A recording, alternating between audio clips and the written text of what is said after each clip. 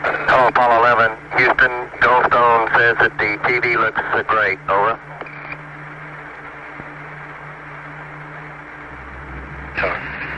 Okay, Roger. We're coming in on Earth. Hello, Apollo 11. Houston, did you copy? Over. Roger, we copied, Charlie. Roger, your transmissions the last couple of times have been about 2 by. Over. Okay, how do you read me now? Roger, you're 5 by now. Okay, we're zooming the lens on in till it just about fill the monitor. Roger.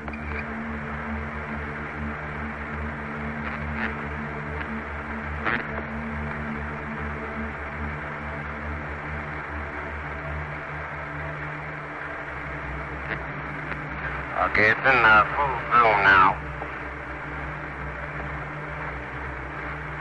Copy 11. And how about the f-stop?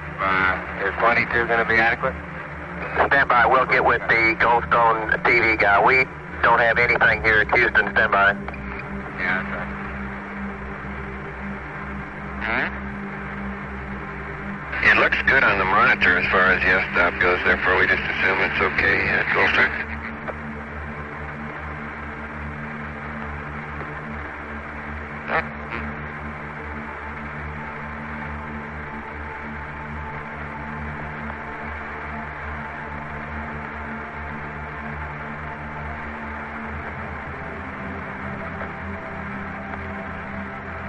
Hello, Apollo 11. Houston, Goldstone says that TV looks really great. 5 by.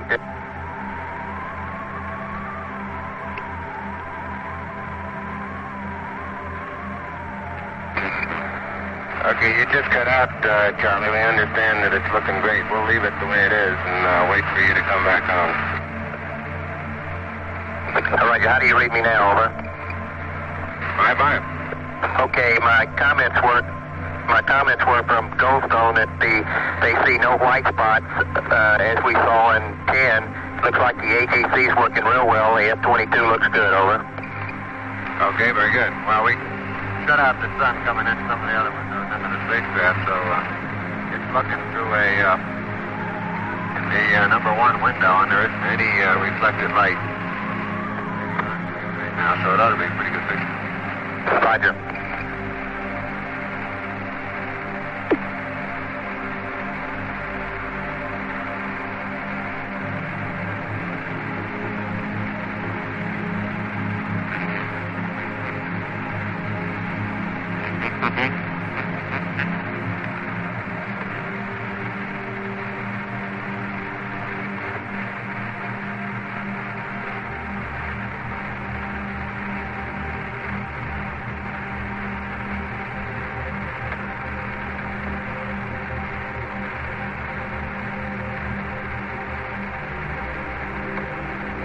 Hello, Apollo 11. Houston, we'd like you to keep the TV on for about 10 minutes or so we can get some good comparison on the camera. You can do anything you're...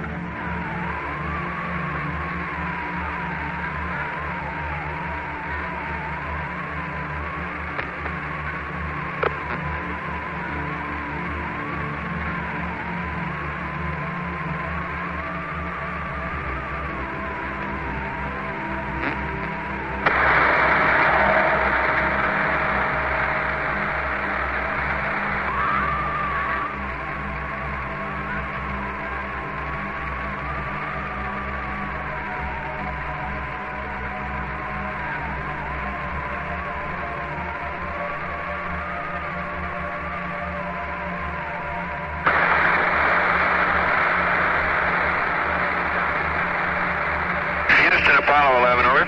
Roger, go ahead, over. Charlie, I'm sorry, you keep cutting out. We heard up to you can do anything, and then after that, we didn't hear anything, and we knew that wasn't right anyhow, because we can't. But what do you want us to do? Roger, we'll check the uplink on our voice.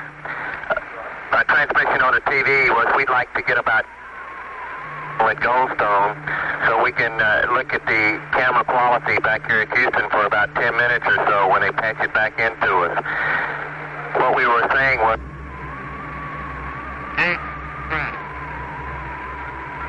we'd like a little. Stand by. Start over with we were saying.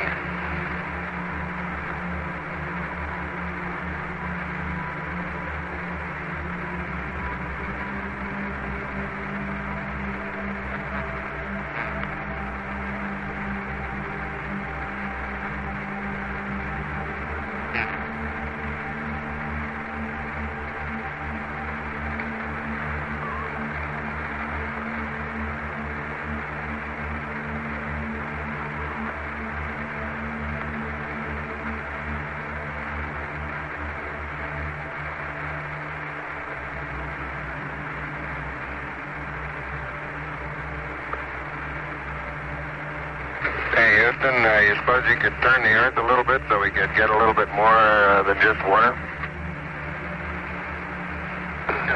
Roger, 11. I don't think we got much control over that. Looks like you'll have to settle for the water.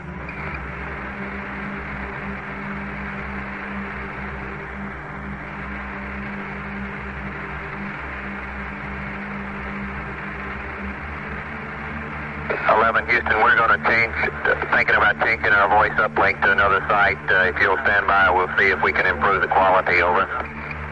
Okay, Charlie. We'll stand by for your call.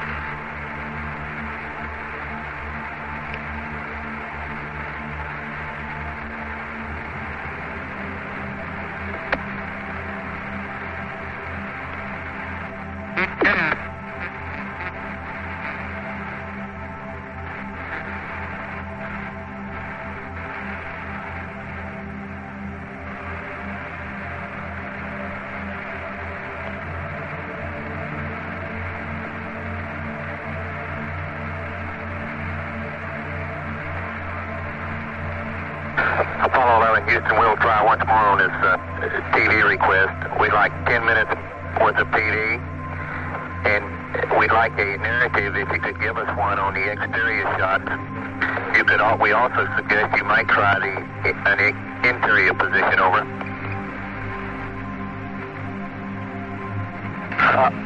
Roger. We're seeing the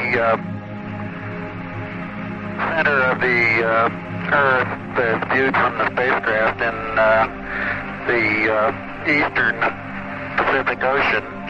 We have not been able to visually pick up the Hawaiian island chain, but we can clearly see the western coast of North America, the United States, the San Joaquin Valley, the High Sierras, Baja California, and Mexico down as far as Acapulco and the Yucatan Peninsula, and you can see on through Central America to the northern coast of South America, Venezuela, and Colombia. I'm not sure you'll be able to see all that on your screens down there. Roger, Neil. We just wanted a narrative such that we can, when we get to playback, we can sort of correlate what we're seeing. Thank you very much.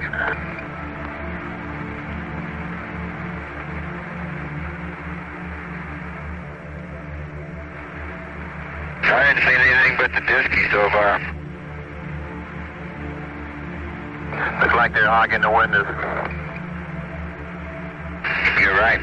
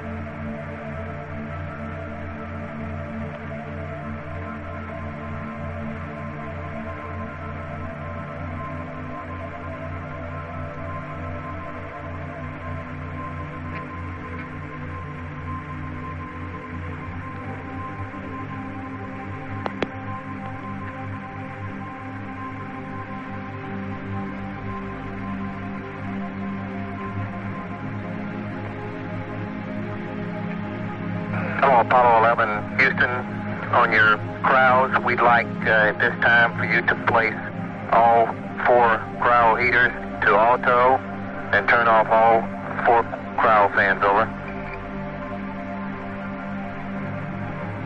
Okay, all 4 cryo heaters are auto. And all 4 cryo fans are off. Roger, that's going to be your sleep configuration. Okay. And Buzz will be terminating the battery charge in about a half hour. Roger.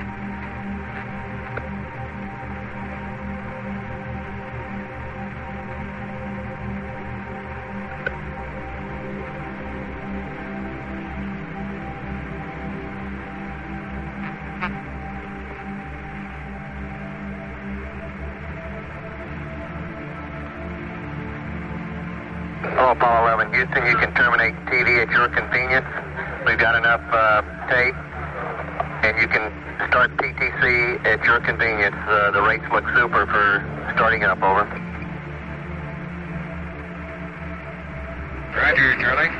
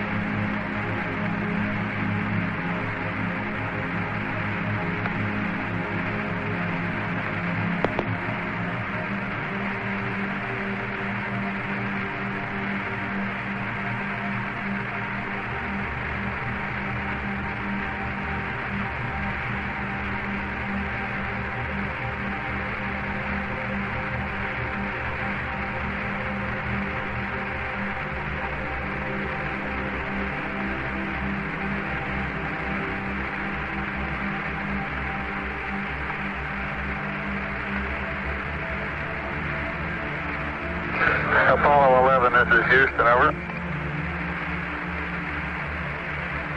ahead, Houston.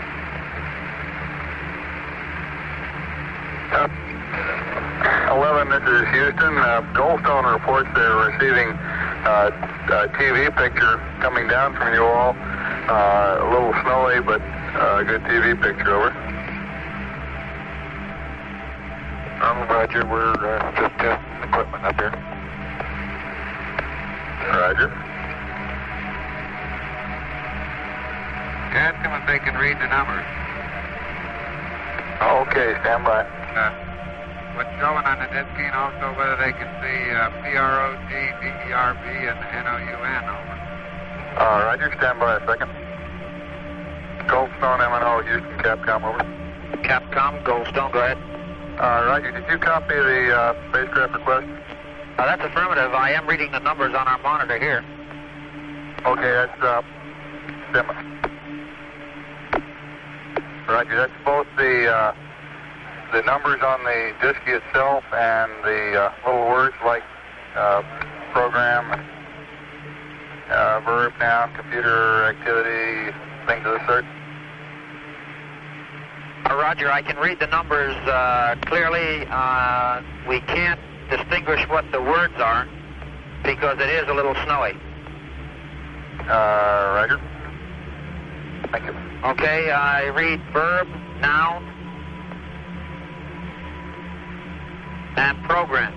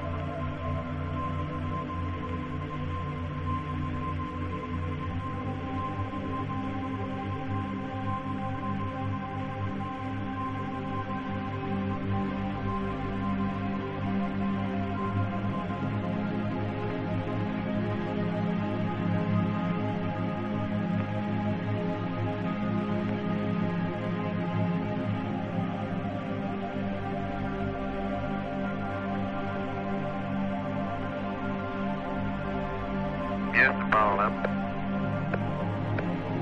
Go ahead, 11. Oh, Charlie, is that you? That's me. How are you there? Oh, just fine. How's the old white team today? The old white team's bright-eyed, bushy-tailed. We're ever alert down here. Ever alert and vigilant. Hey, you got any medics down there watching heart rate? I'm trying to do some running in place down here, and I'm wondering, just out of curiosity, whether it brings my heart rate up. Well, they will spring into action here momentarily. Stand by.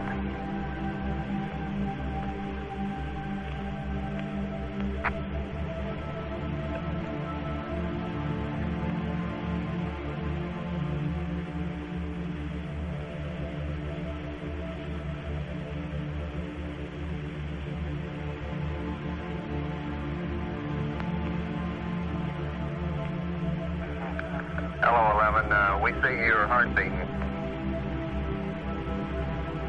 Okay, well, look at the CDRs and the CMPs, see if they go up here. We're all running places, radio installated. I'd like to see that site. Why don't you give us a TV picture of that one? I think that's right. You got it. Okay, it's coming in a ghost zone, Buzz. I guess Bruce said we don't have it here in the center.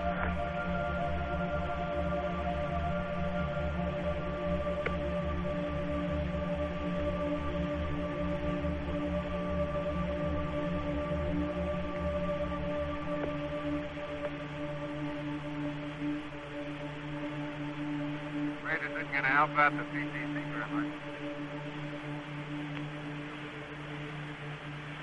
I don't know if it's a vibration or what it is, but it makes the pitch and yaw rate needles on FDAI number 1 jump up and down a little bit when we jump up and down. All right. All right. Ghost on it said he see you running there, Mike. Okay. Ask him what he's running from.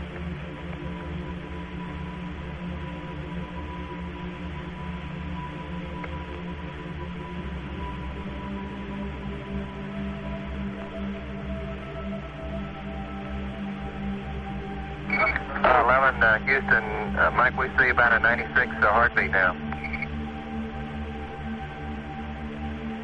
Okay, thank you.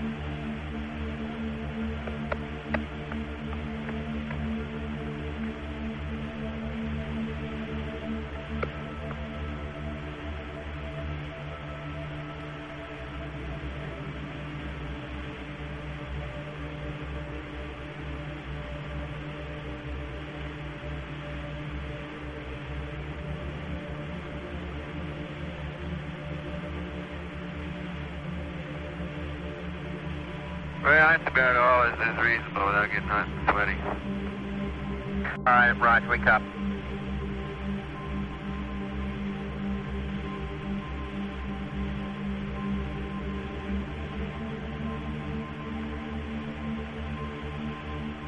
Goldstone should be getting about the best picture of the Earth we can get right now, John. Roger, Mike. Thank you much.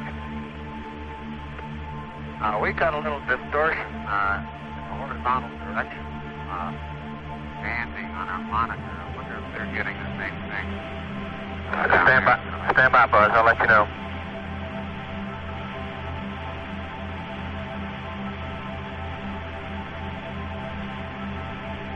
Goldstone M&O. Okay, the cruise is complaining of some horizontal banding on their monitor. Do y'all see that on the picture? Stand by.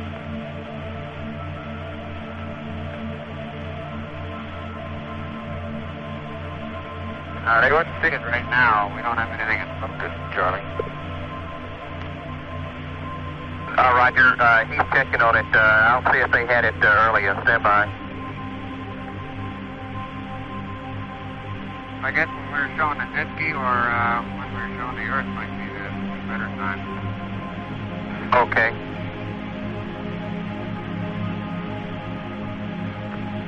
Houston, Capcom, Goldstone. Go ahead. Okay, our TV people confirm they see this horizontal bend. Okay. 11, Houston, the Goldstone TV people also see the banding when same time y'all do, over. Okay, would they call it a horizontal waviness instead of banding, maybe? No, I'm not talking to them directly. Stand by, Buzz. Let me see how they describe it. Ghost on M&O, Houston Capcom. Could you put the TV guy on the loop, please? Capcom Goldstone, roger.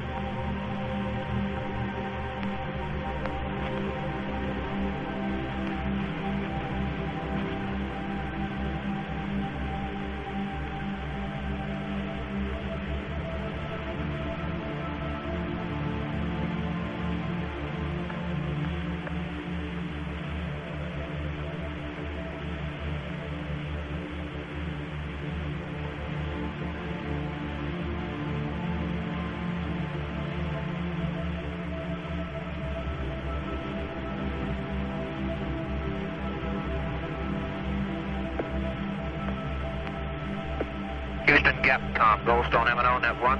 Go. The TV people do not have access to Net 1 in that area. Suggest we use Net 2 for that purpose. Okay, going to Net 2.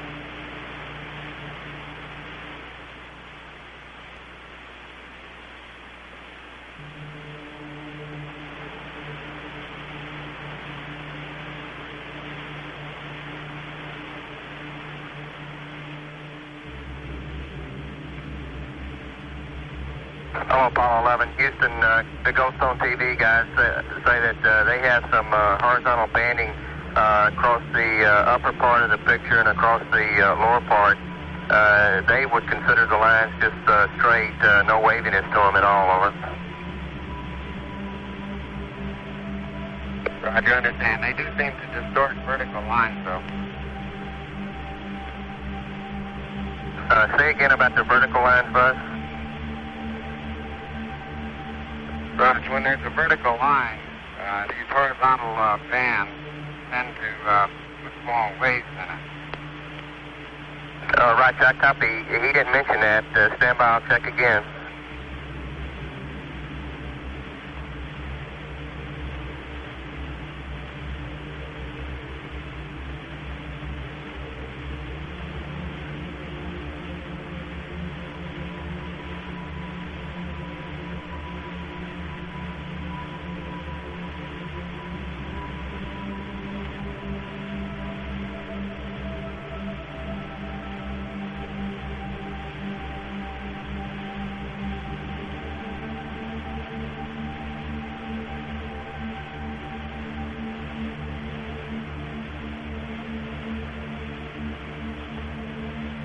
Hello, 11, Houston. The Goldstone TV said that when you get a sharp vertical line on a picture where the horizontal banding goes across, it does appear to bend it slightly. The same as Apollo 10, they said. Looks okay to them, over. Okay, I understand. It's not our monitor. It must be the transmitter. All right, I guess so, but we'll have them look into it and see if they can suggest anything.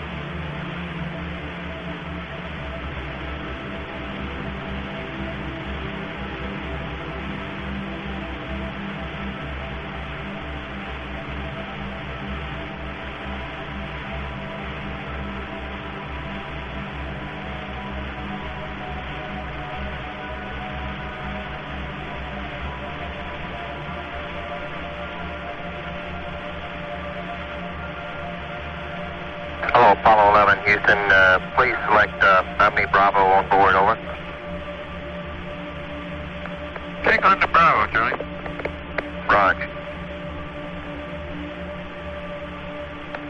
How's everything going down there? You guys happy with spacecraft systems? Roger, affirmative. Everything's looking really good to us, over. Okay, same here.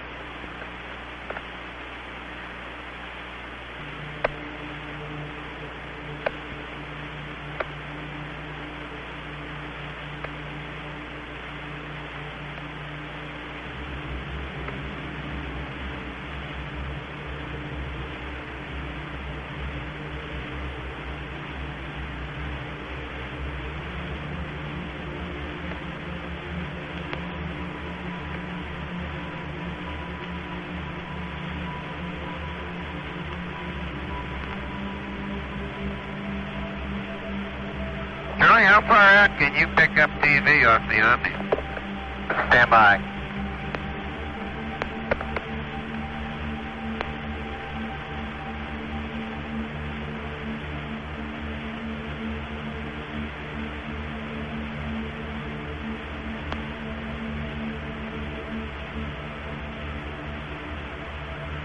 Apollo 11, Houston, we're just about at the limits where we can get any kind of picture at all on the Omnis on the TV. The picture, I guess, would be just almost zero at this point. Okay, 11, we have a picture. We see the Earth right in the center of the screen, over. Roger, Houston, Apollo 11. Calling in from about 130,000 miles out. We'll zoom our camera in slowly, get the most magnification we can. Over. Roger.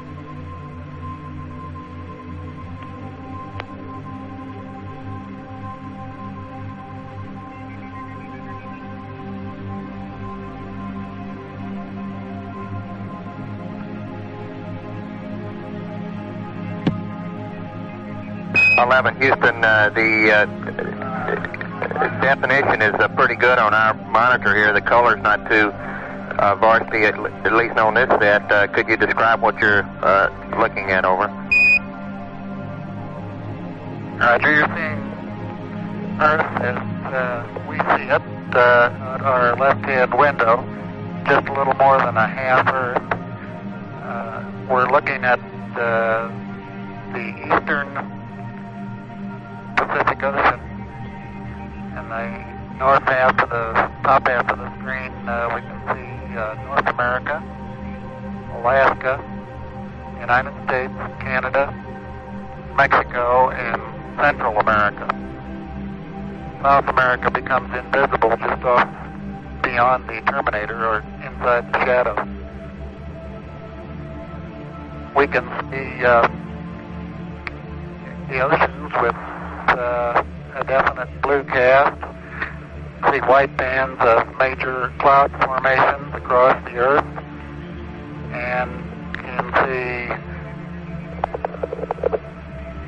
coastlines, pick out the western U.S., San Joaquin Valley, the Sierra Mountain Range, the peninsula of Baja California, and can see some cloud formations over southeastern U.S. There's one definite mild storm southwest of Alaska Alaska. Looks like about 500 to 1,000 miles. And another very minor storm showing the south end of the screen near the, a long way south of the equator, probably 45 degrees or more south latitude. You can pick out the browns in the landforms pretty well. The greens do not show up very well. Some green showing along the northwestern coast of the United States and northwestern coast of Canada. Roger, 11. It's a pretty good picture on clarity here. We're having, could you tell us, it appears to us that there are two distinct cloud formations trending east-west, one approximately about along the equator and one around 30 or so south latitude. Could you tell us exactly where those cross the land masses over?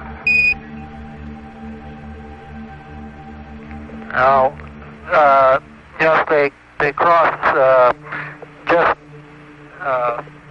south of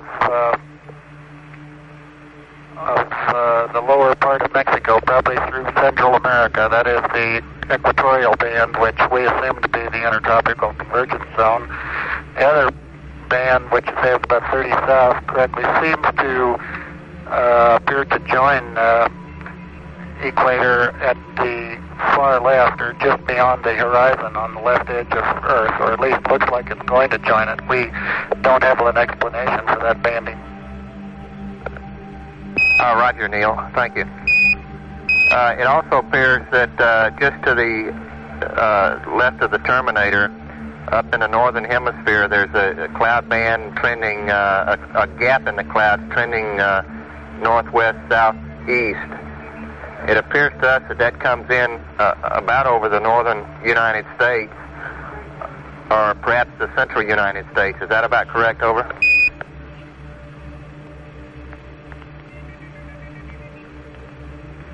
I can see on the monitor the thing you're talking about, but right now I can't get my eye to the window to pick out just where it crosses the shoreline.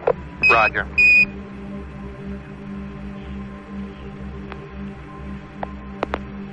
You guys are doing a good job. It's a real steady picture here. Where clarity is excellent. The color, the clouds the whites are distinct. The rest of it looks like to me anyway, on the monitor I'm observing, is a fairly greenish blue, is the way I describe it. Over.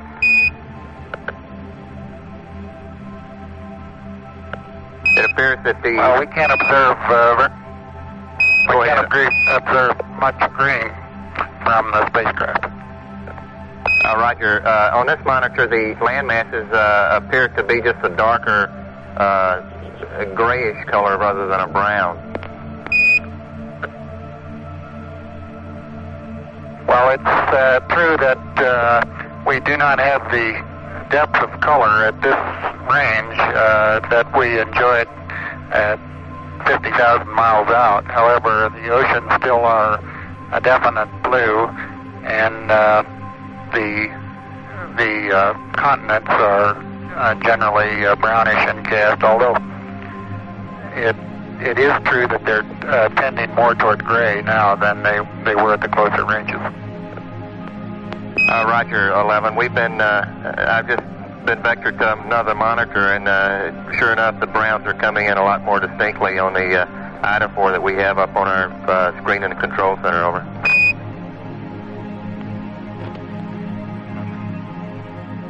Okay, world, hold on to your hat. I'm going to turn you upside down.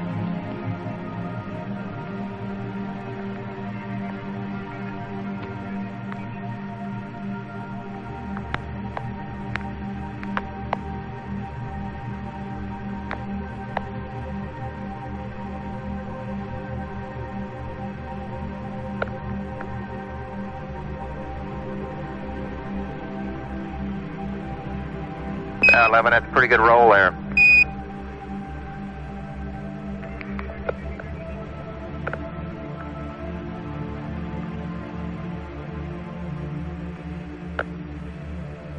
That's pretty sloppy, Charlie. Let me try that one again.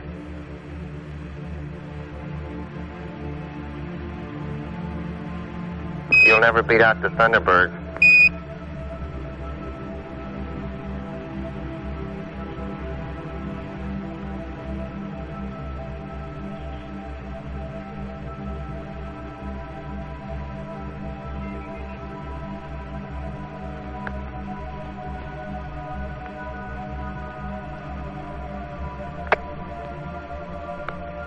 Apollo 11 Houston, that practice did you some good. It's looking real smooth roll there.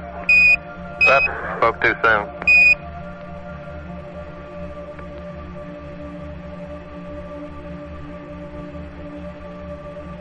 I'm making myself seasick doing it, Charlie. I'll just put you back right side up where you belong. Roger. You don't get to do that every day.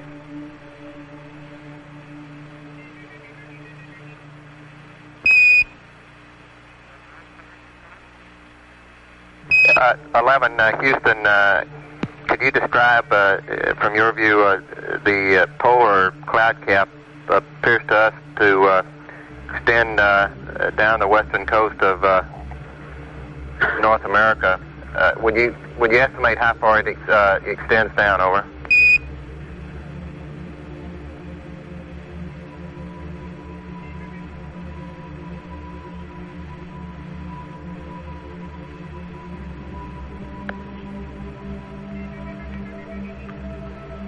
Trying to fit everybody into the window. It appears that the cloud cap comes down a little bit below the southern extremity of Alaska. Roger.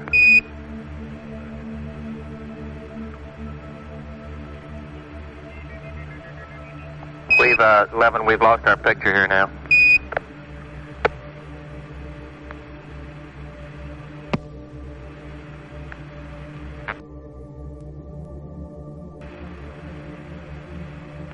Okay, Apollo 11 Houston, we've got the picture back now.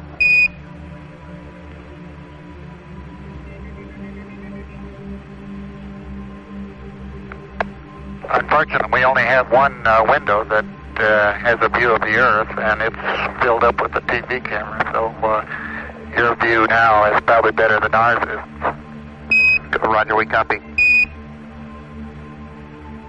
11 Houston, if you could comply, we'd like to see some smiling faces up there. If you could give us some interior views, I'm sure everybody'd like to see you. Over. Okay, we'll reconfigure the TV for that. Roger.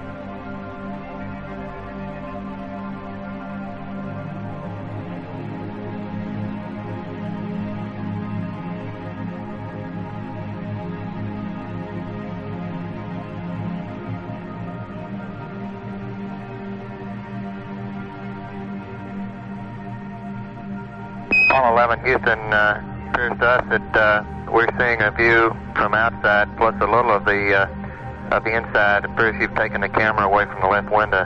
Now over. That's correct. We're moving it back and reconfiguring for interior lighting. Roger.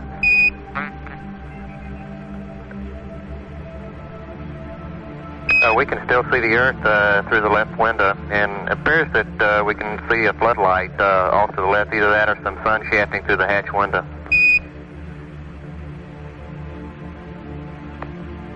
It's floodlight.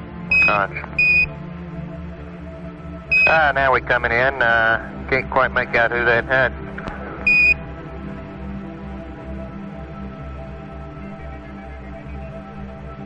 It's Big Mike Collins there. Well, you got a little bit of... Yeah, hello there, sports fans. You got a little bit of me, plus Neil's in the center couch, and Buzz is doing the camera work this time.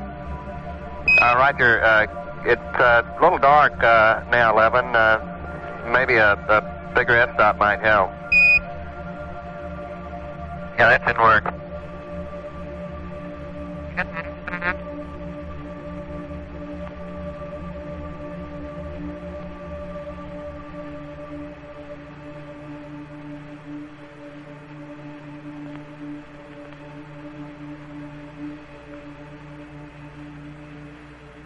It's getting a lot better now, 11. Mike, you're coming in 5 by. Got a good... Well, I put on a coat and tie if I'd known about this ahead of time. Is Buzz holding your cue cards for you, over? Cue cards have a no. We have no intention of competing with the professionals, believe me. We are very comfortable up here, though. We do have a happy home. There's plenty of room for the three of us, and I think we're all learning to find our favorite little corner to sit in. The Zero G is very comfortable, but after a while you get to the point where you sort of get tired of rattling around and banging off the ceiling and the floor and the side, so you tend to find a little corner somewhere and put your knees up or something like that to wedge yourself in, and that seems more at home. Roger, looks like Neil is coming in 5 by there. 11, Mike, see you in the background. The definition is really outstanding. The colors are good. It's a real good picture we're getting here of the Commander Armstrong. Buzz, when you take the camera over towards the window with the sun shining through it, tends to blank it out, though. Yeah, Neil's standing on his head again. He's trying to make me nervous. Roger.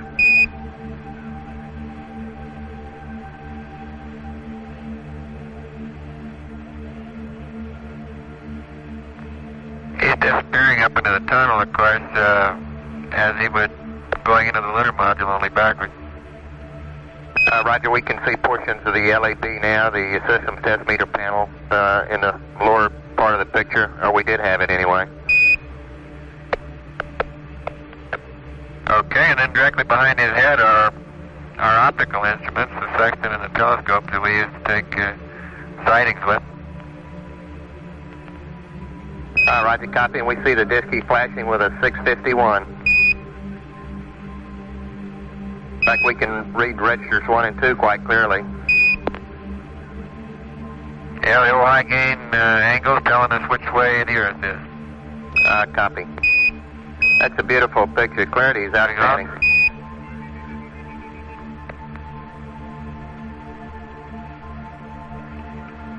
We can also give you the time of day in our system of mission elapsed time, 34 hours, 16 minutes, and 18 seconds. Roger. Can you see that clearly enough, Charlie? Roger, Apollo 11. We can see it counting up every second. We got 34:17:02 now.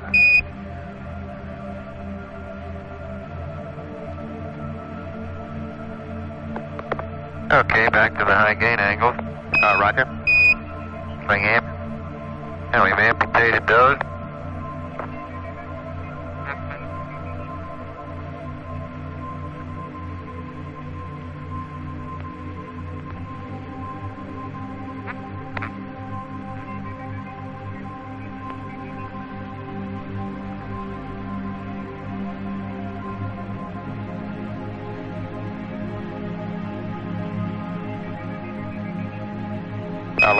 Houston, we have a beautiful rainbow there, and as you move the camera around, rapidly, that looks like the star chart coming into view now, over. Yeah, those are Buzz's 2 star charts that he is using right now as sunshades over the right-hand window, window number 5. Roger, we see the sun shining in through it behind him and plotting out the correction, the ecliptic plane and the stars that you're using for the navigation. You're right. He doesn't really need the charts. He's got them memorized. They're just for show. We copy. Well, we're pointing up in this direction. We see out our side windows the sun going by, and of course out one of our windows right now we've got the Earth. Now right behind my window, of course we have the sun, because the sun is illuminating the star chart that we see. This line represents the ecliptic plane, and these lines, vertical lines, represent our reference system that the spacecraft is using at this time. As we approach the moon will gradually grow larger and larger in size, and eventually it will be in the eclipse. It will be eclipsing the sun as we go behind it as we approach the lunar orbit insertion maneuver.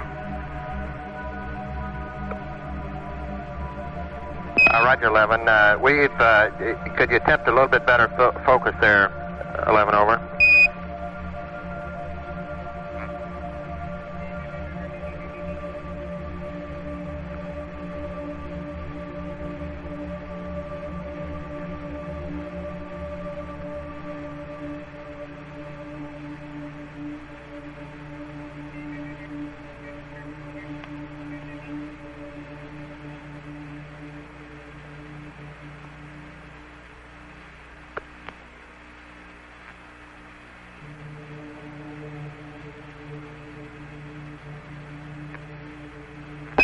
Houston, that's a lot better on the star chart now. We can make out the ecliptic plane and the planets and the sun and the moon as they're drawn at various places throughout the ecliptic plane. Over. Okay, Charlie.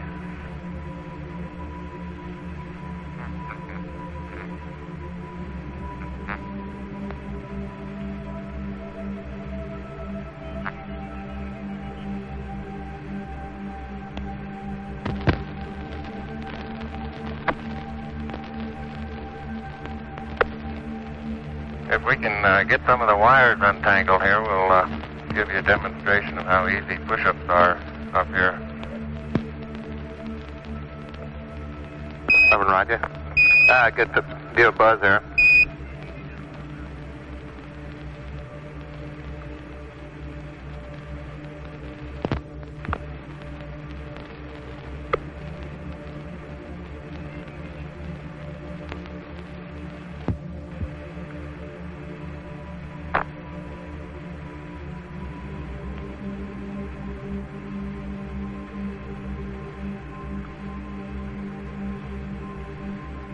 When it gets pretty hard doing it that way, why we just roll over and do it the other way. Roger, we copy. Couldn't figure out whether that was a chin-up or a push-up. Just take your choice, I guess.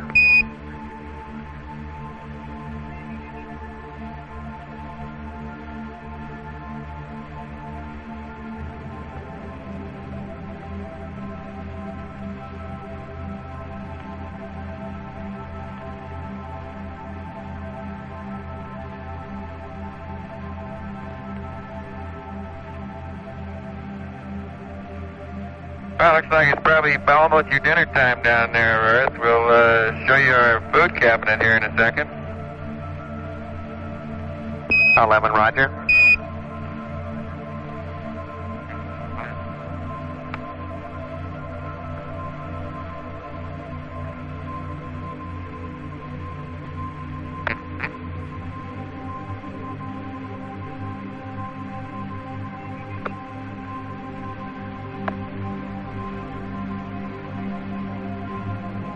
Houston, we see a box full of goodies there, over. Oh, we really have them, Charlie. We got all kinds of good stuff. We've got coffee up here in the upper left and various breakfast items, bacon in little small bites, and beverages like fruit drink. And over in the center part, we have all kinds of things. Let me pull one out here and see what it is. Right.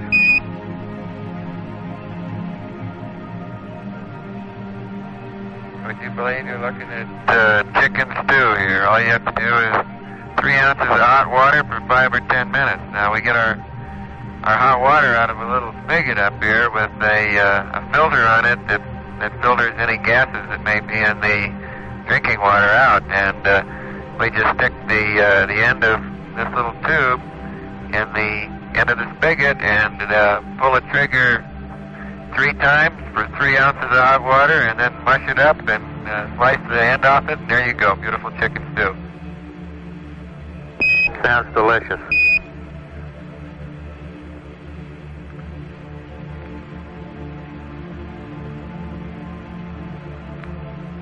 Yeah, the food so far has been very good. We couldn't be happier with it. Roger. Hold on, flashlight a second. The surgeons are saying thank you there for that. And it is sort of down in a dark corner, so we have a flashlight here to help us see things. And if I can let go of it carefully, it'll just hold itself right where it is. Roger. As long as it's disturb it will.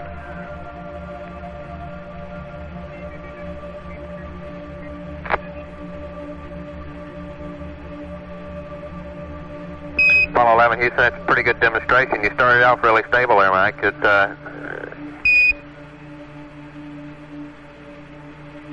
the problem is, no matter how carefully you let go, you bump it just a tiny little bit, set it in motion, and once in motion, there she goes. Try that again. It looks fairly stable now with slow rotation.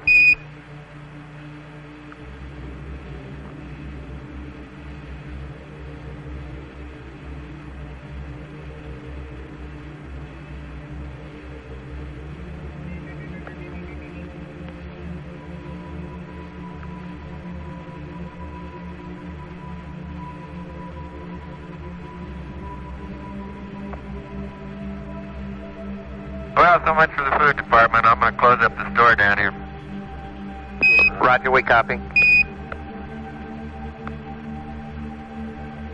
Charlie, we checked out the cable length, and we're thinking we might want to see if we can take the TV into the LEM with us tomorrow for part of the time. Over.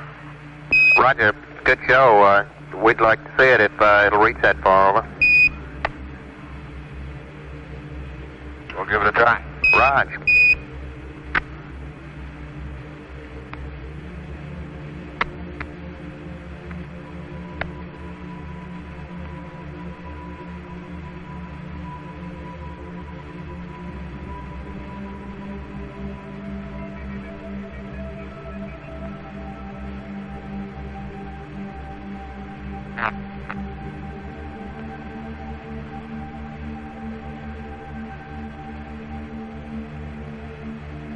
Now, where I sleep is down underneath this couch. Houston, Roger. Slowly sinking into the sack there.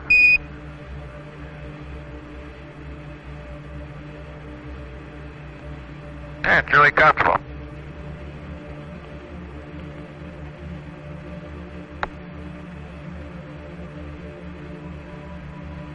Forgot to give Buzzy's flashlight back.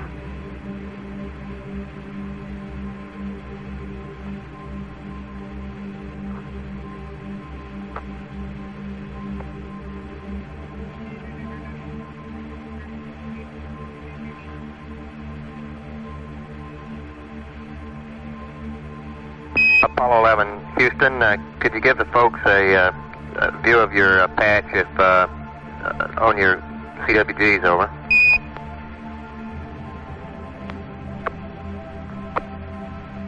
Yeah, stand by one, Charlie. We'll try to give you a close-up.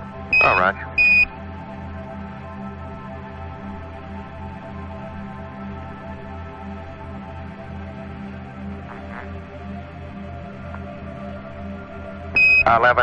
Houston, we have the patch. Could you attempt to improve the focus slightly, over?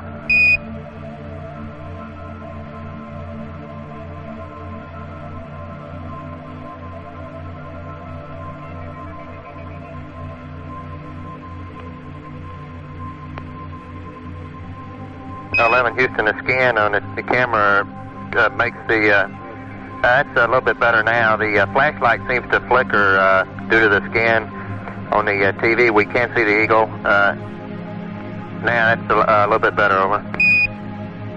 Could you open the f-stop a little bit more, over?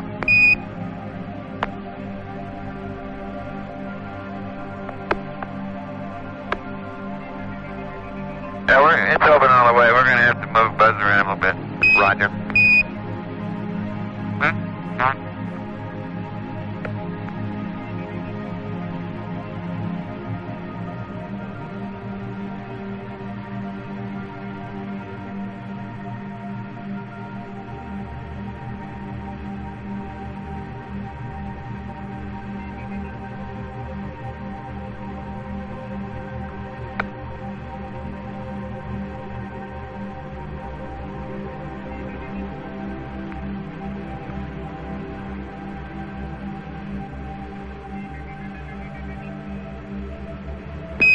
Okay, Apollo 11, Houston, the color's better now. It's coming in.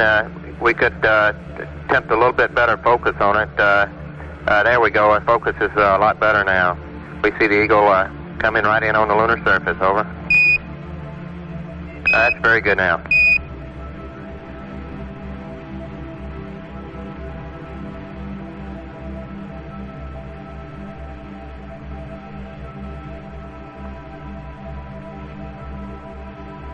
Apollo 11, Houston, that's very good now. We can see the Earth in the background, Apollo 11, and the eagle coming in. Probably pretty hard to see the olive branch, isn't it? Roger, it is.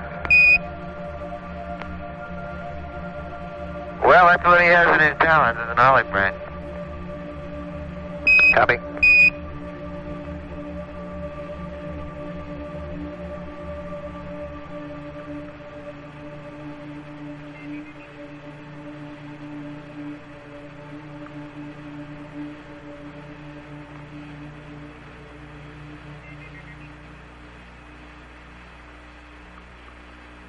Apollo 11, Houston, we're really impressed with the clarity and the detail that we have in the picture. The colors are, now it's really an excellent picture now that I'm looking at on our monitor, which is about 12 seconds before the networks can get it out due to the conversion that we have here on our TV converter. We're looking at the controls and display, the main display console, and we can see the disky up on the panel, over.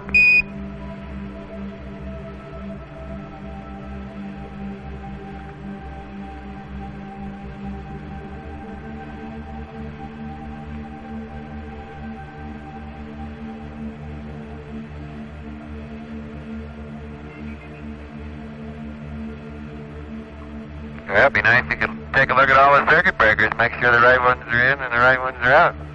All right, Big Brother's watching. Yeah, we're glad of it.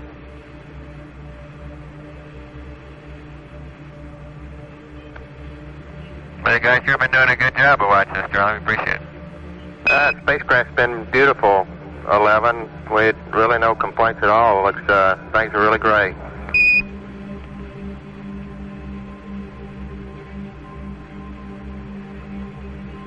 Can you see us disky on the MPC? That's affirmative. It appears that can't quite tell what program. We look like we're in Pooh. We see you punching in a verb 35, I think it is. Over. Yeah, might as well tell the ECOMs or tell the GNCs and everybody to hold on their hat and I'll push the enter button. Roger.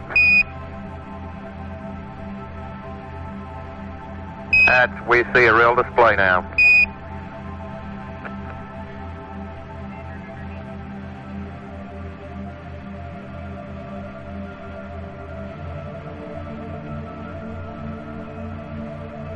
That's a good demonstration of how the crew has the interface with the computer, talking to the programs and all that we have in the computer. Well, that's right, Charlie. Sometimes it tells us things, and sometimes we tell it things, and mostly it talks to us.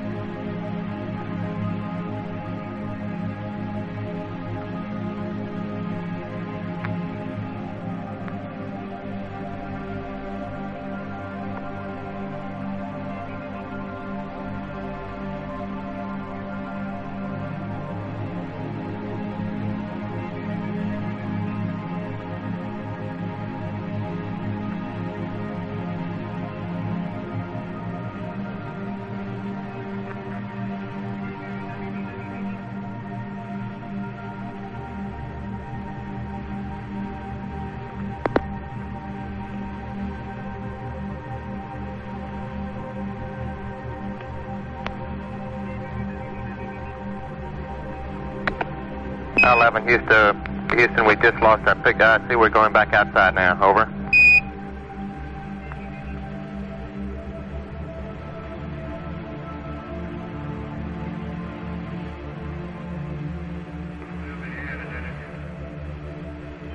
Houston, you copy, over?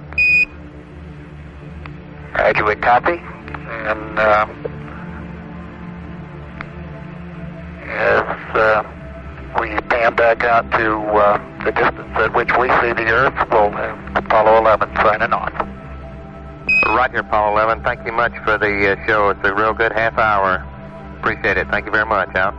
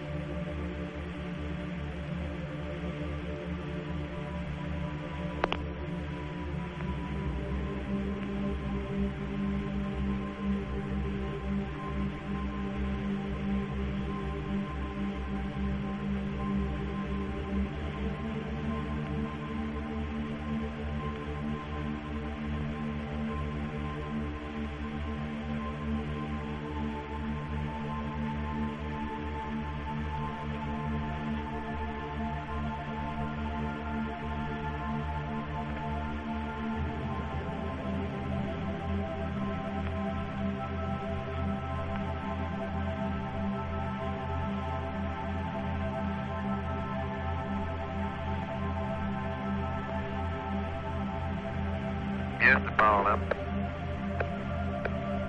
Go ahead, 11. Oh, Charlie, is that you? That's me. How are you there? Oh, just fine. How's the old white team today? The old white team's bright-eyed, bushy-tailed. We're ever alert down here.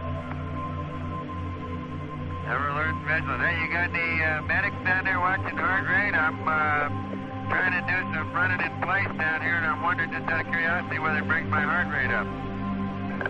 Well, they will spring into action here momentarily. Stand by.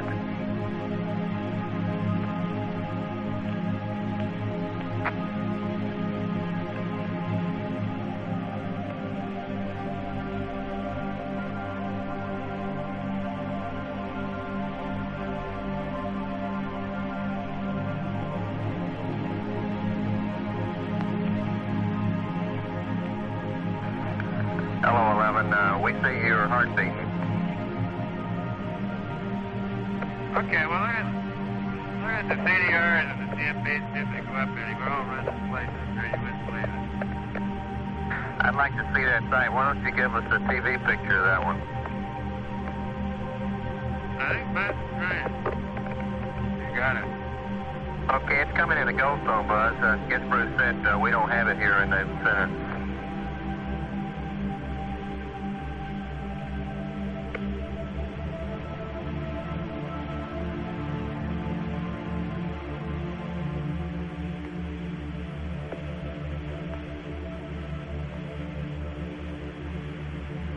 Wait, is it going to help out the PTC very much? Yeah, I don't know if it's a vibration or what it is, but it makes the pitch and yaw rate needles on FDAI number 1 jump up and down a little bit when we jump up and down. All right. All right. Ghost Zone is steady. See you running there, Mike. Okay. Ask him what he's running from.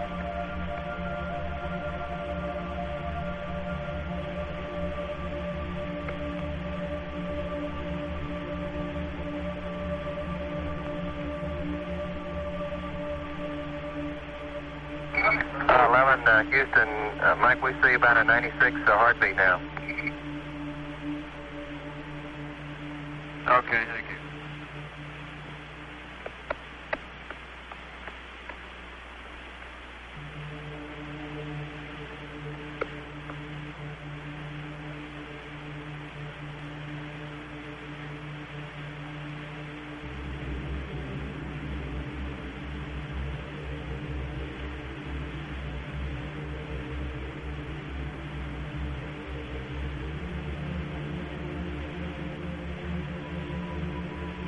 Well, that's about all is reasonable without getting hot and sweaty.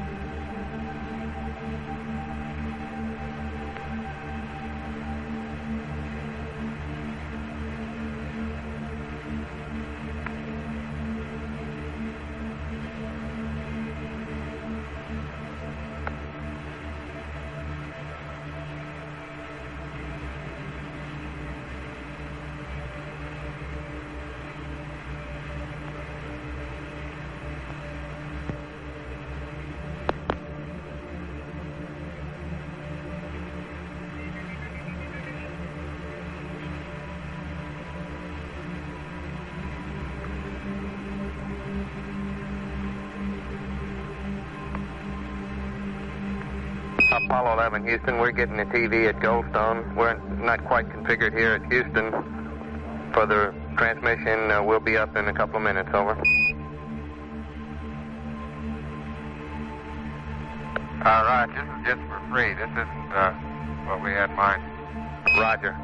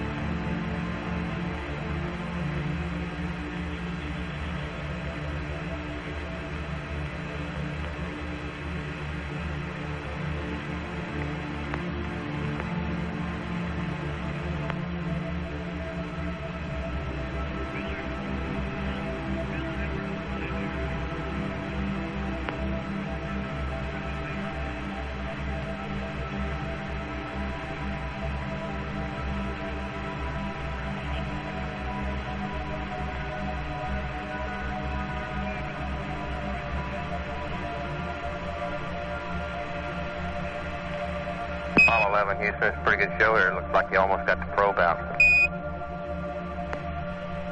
Yeah, it's loose now.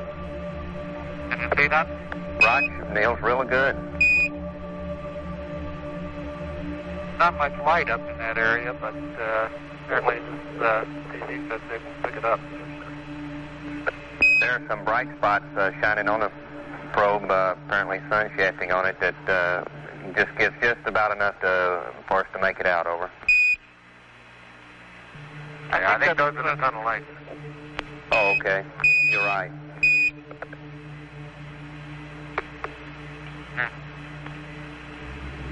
Okay, it's loose now, coming down. Roger.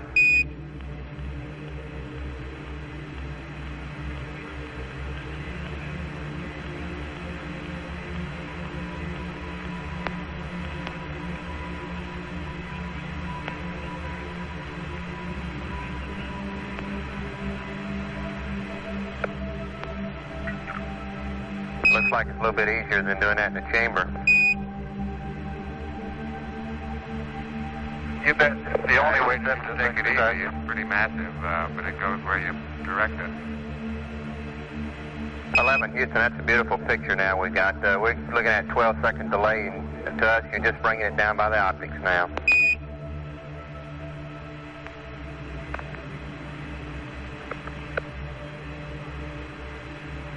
Mike must have done a smooth job in that dock, and there isn't a dent or a mark on the probe. Roger.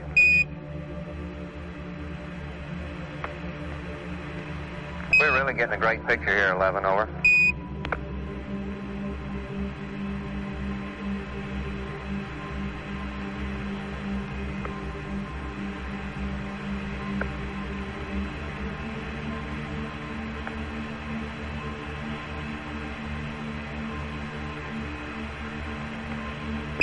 Houston, with a 12-foot cable, we estimate you should have about 5 to 6 feet excess when you get the camera into the limb, over.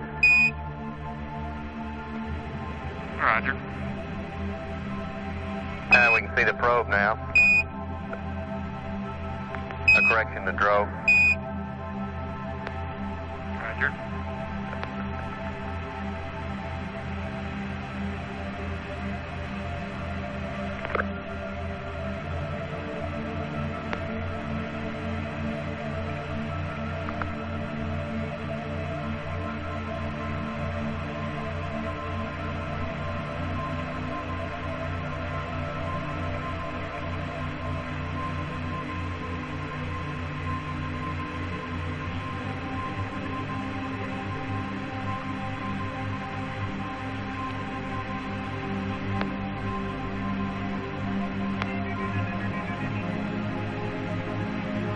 Drug removal is coming next.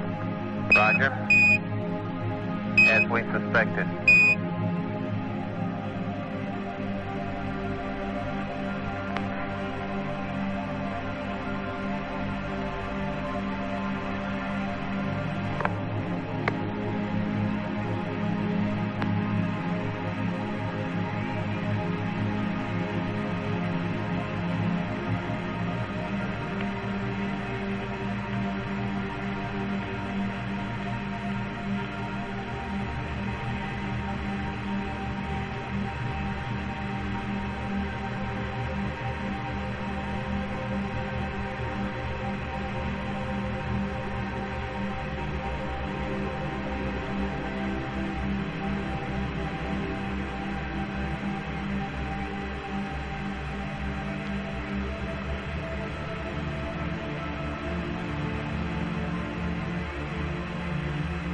Houston, now it's a good view of the storage area under the couch.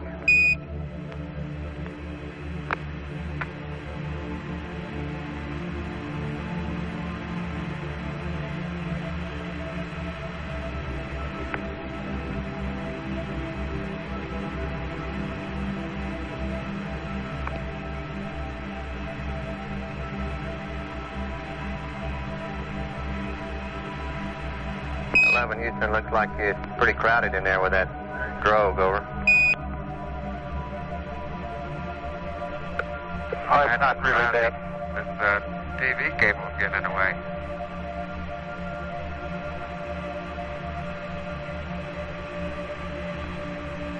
see lots of arms.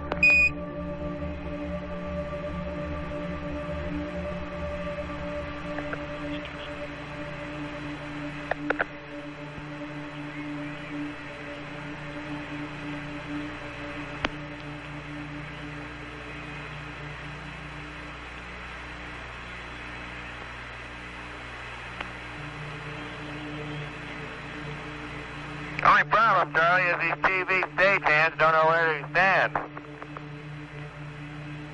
Well, he doesn't really have a union card there. We can't really complain too much, I guess.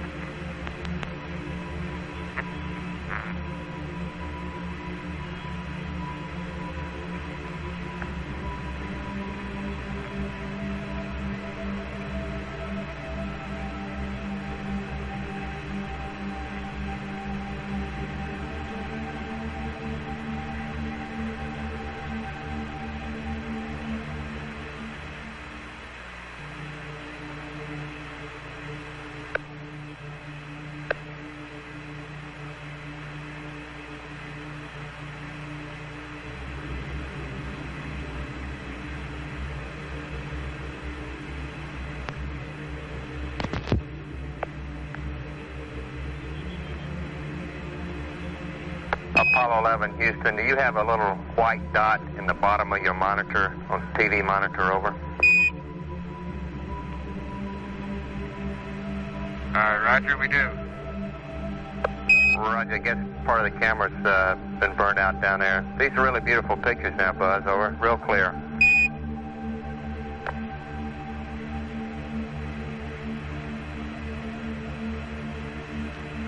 Okay, we might have got just a little bit of sun in there. Is it just one small white dot? That's affirmative.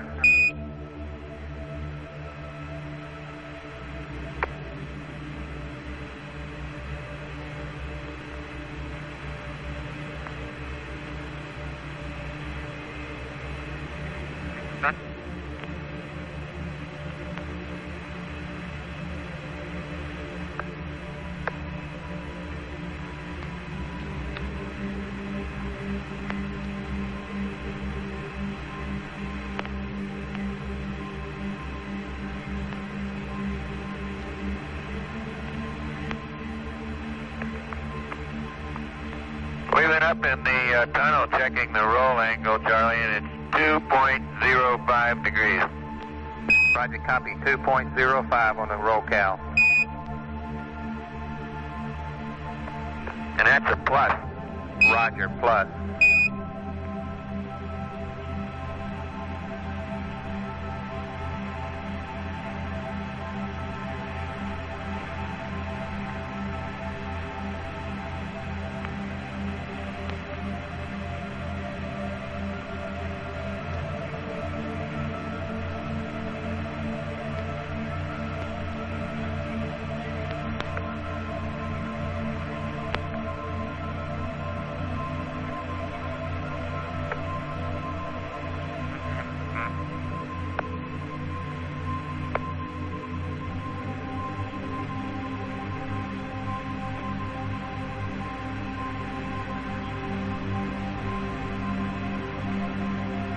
Houston, the tunnel looks pretty clear to us. Somebody going up there now. Over. It's Mike checking his connectors up there now. Roger.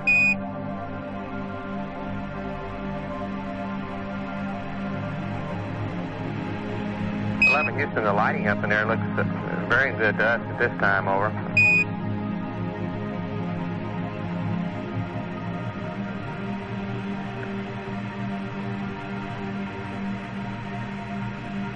I think that's mostly the camera. It's subdued, to say the least.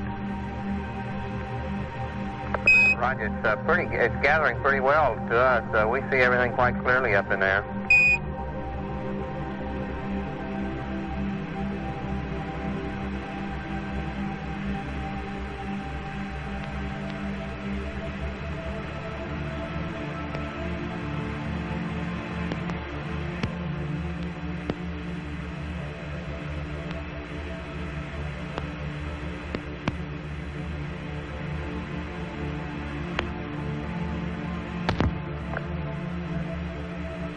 All the docking latches look good today, just like they did yesterday. Everything up in there looks just fine. That sounds fine to us, over.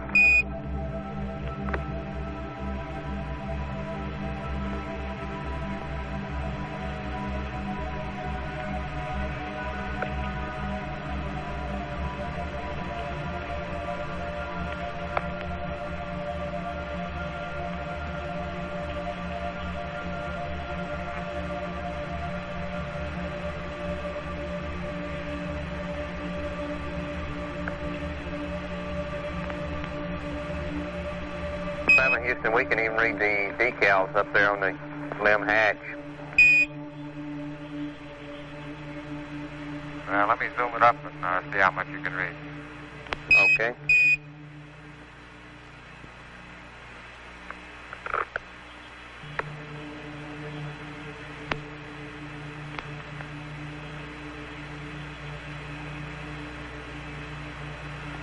We can see the limb umbilical connection quite well there, Buzz.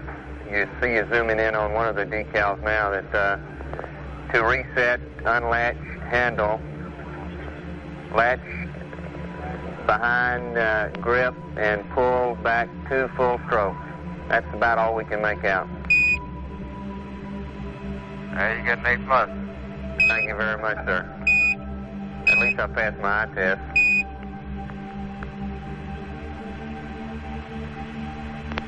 I'm standing at 6 feet from it, Charlie. You can read it better than I can. There's something wrong with the system.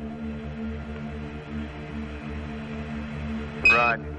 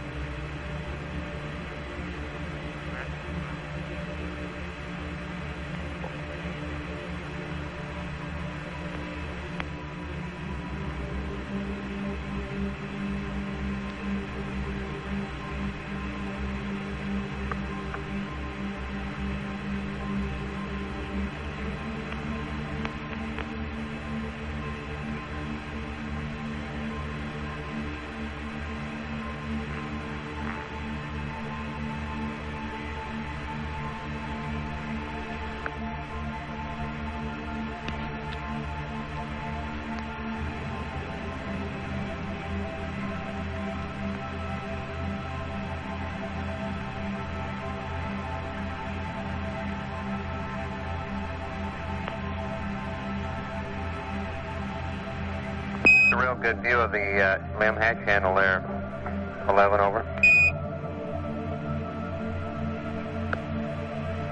Roger.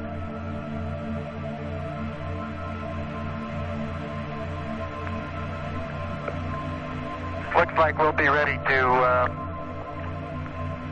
go into the limb early, if that's okay with y'all down there. Roger, it's fine with us, Neil. Go ahead anytime you wish, over.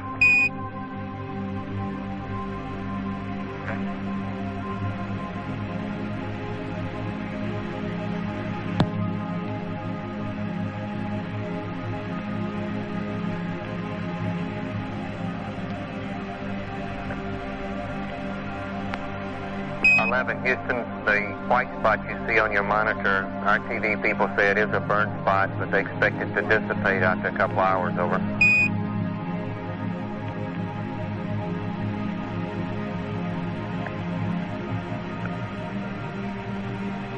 Roger, thank you.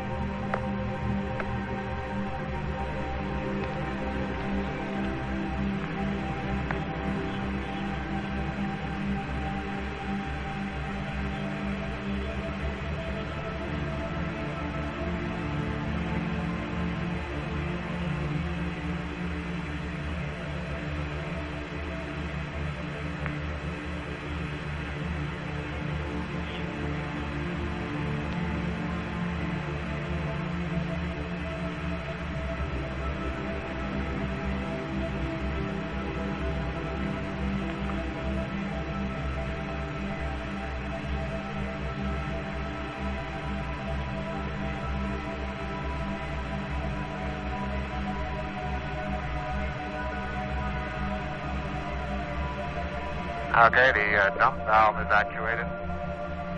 Roger, copy, 11. We see that very clearly. Is that U-bus with your hand on it? Yeah.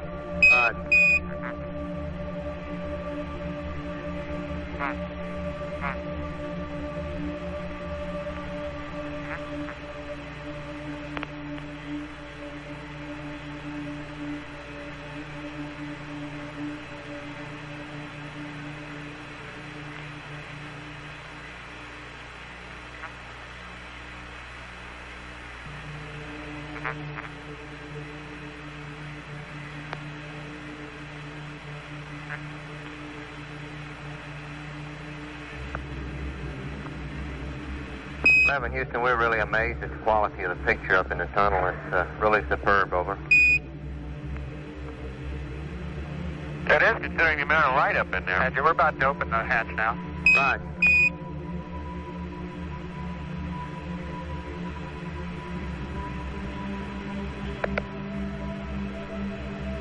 There's that same guy that when you open up the doorway, he's waiting there for you and he turns the lights on. How about that? It's like the refrigerator.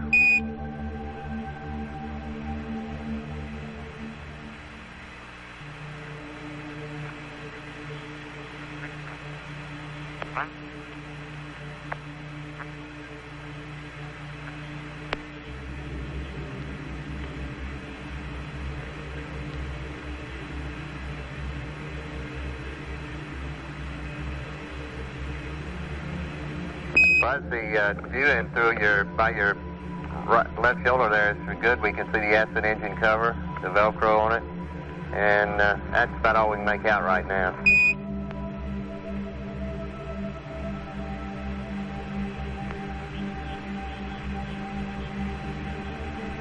We see the helmet stowage. We don't see anything loose up there. Well, great. Looks good to us. We see your helmet stowage bag.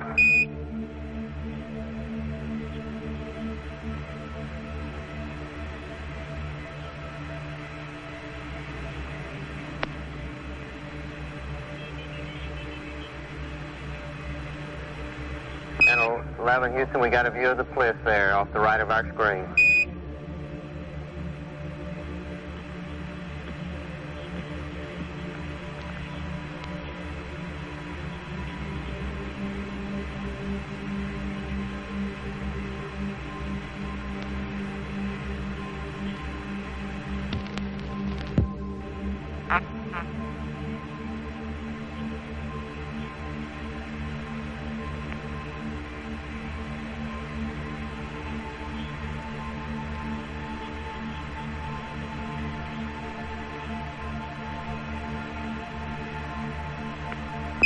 Houston, bus, you already in?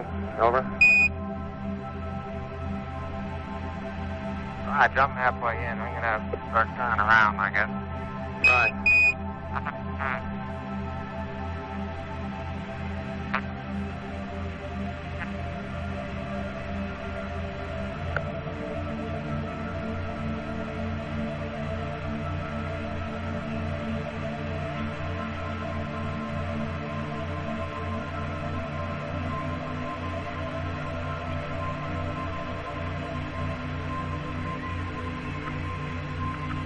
11 Houston, we'd like you to read out the LCG reservoir site level, over.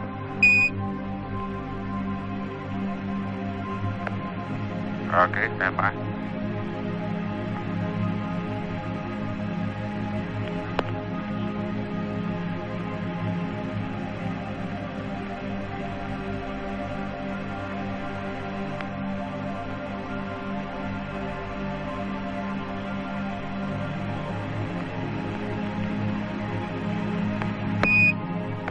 We have a good view of the window there.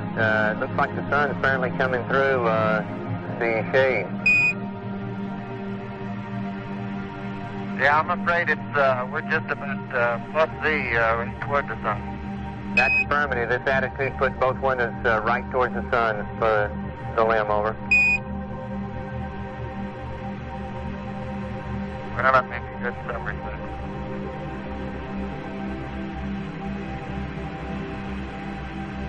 We had a view, Buzz, of the utility light forward. Sure you've, Now, let me show you a view looking the other way. Rod. And we see right now a utility light or either a floodlight up there. I think now I see the utility light still in the stowage bag. Hey, that's a great shot right there. We see you in there.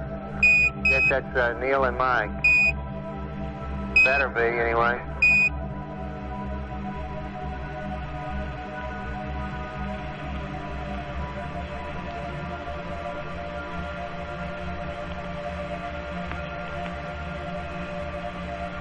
We see you waving.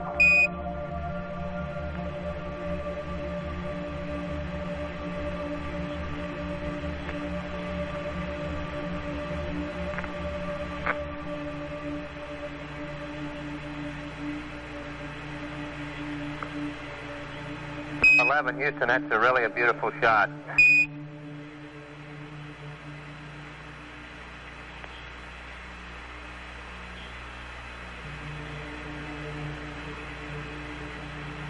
Houston, we didn't quite decipher that signal. It just came from the CMP.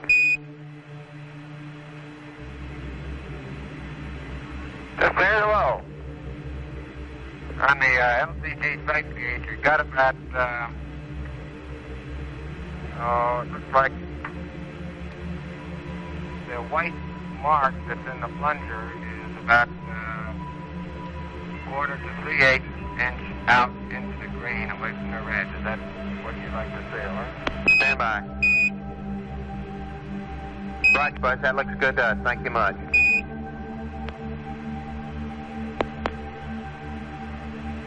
It is the white index, is it not, that you're interested in comparing whether it's in the red or green? Stand by. That's affirmative, Buzz. It looks good. That's a good reading for us, over. Okay. We had a shot a moment ago of the suit disconnect valve.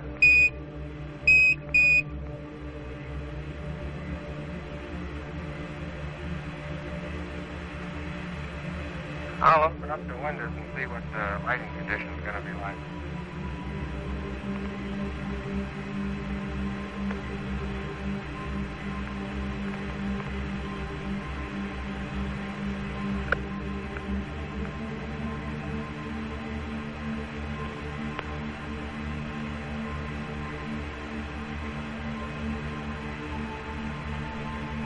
Houston, that's a real good view. We have the AOT. You're back now, Buzz, and notice you're taking down one of the window shades, over. The light is superb. Yeah, how's the sun coming in? How's the sun coming in from this direction going to affect what you can see? It made it really super. The lighting is excellent in the limb right now. We can make out the AOT, the ISA. And the left-hand window is a little glare off of that, but the LMP side, with the shade down, it's really excellent, over.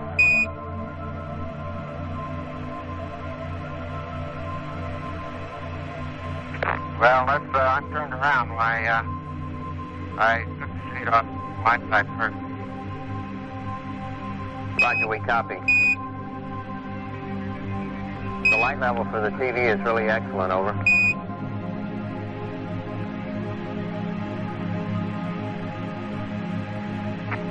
Yeah, the lighting in the lamp is very nice. I'm just like completely lit and everything is just a good bit lighter than the tunnel was earlier. Roger, we had a good view now, Neil, of the DETA and also Buzz's ACA.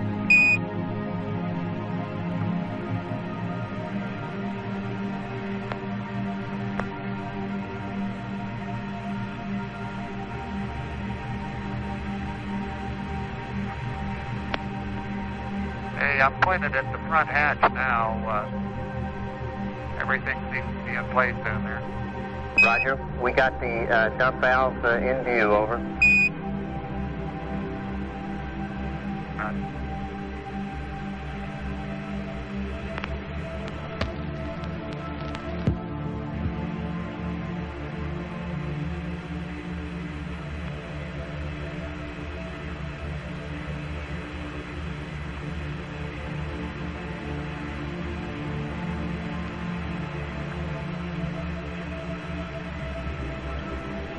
11, Houston, we see you removing the ISA now, pulling it up, putting it up by the AOT. The instrument panels are coming into view behind. Yeah, I think probably these estimates we've got necessary for to put it back over the instrument panel instead of putting it up over the splits in the recharge station. Would you care to comment on that one? We could do either just as easily. Stand by, we'll have an answer for you momentarily. 11, Houston, it's really a super shot of the main display.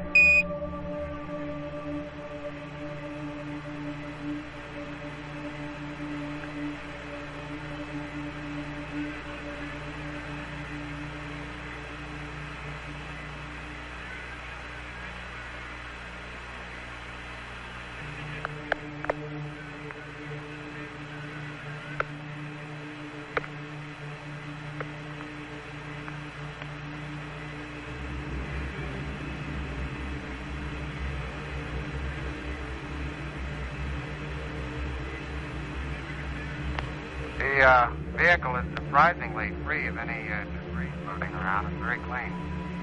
Roger.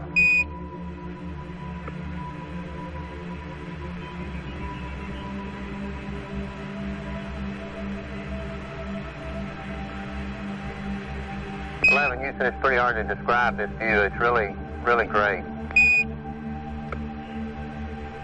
Now you know how we feel.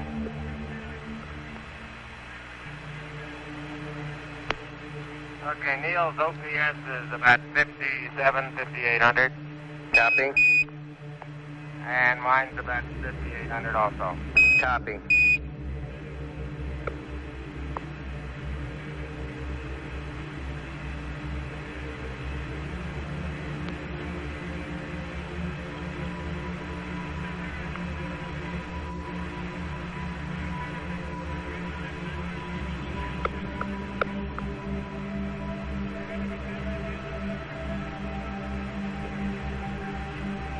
Houston, that's a good shot of Neil's cliff there. Over.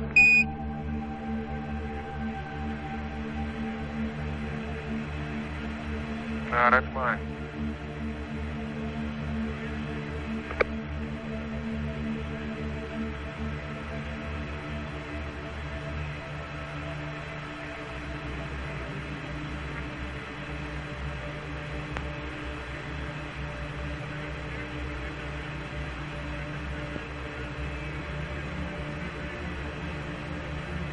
Houston, that moment ago, we had a good shot of your Bliss bus and the two helmet storage bags, and now behind your left shoulder bus, we have the Disky and the ACA.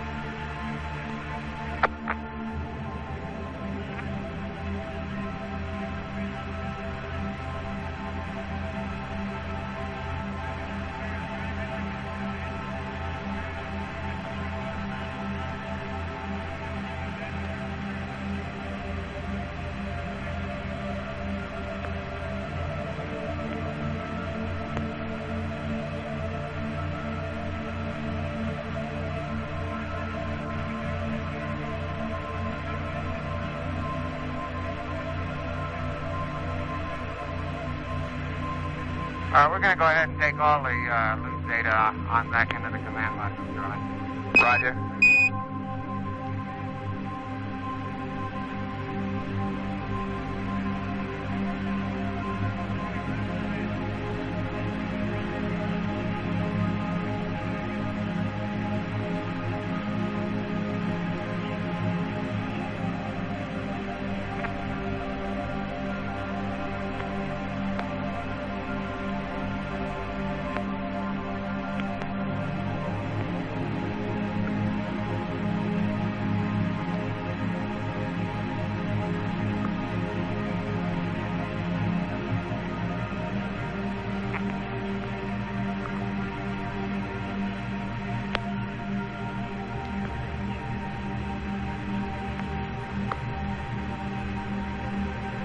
Apollo 11, Houston.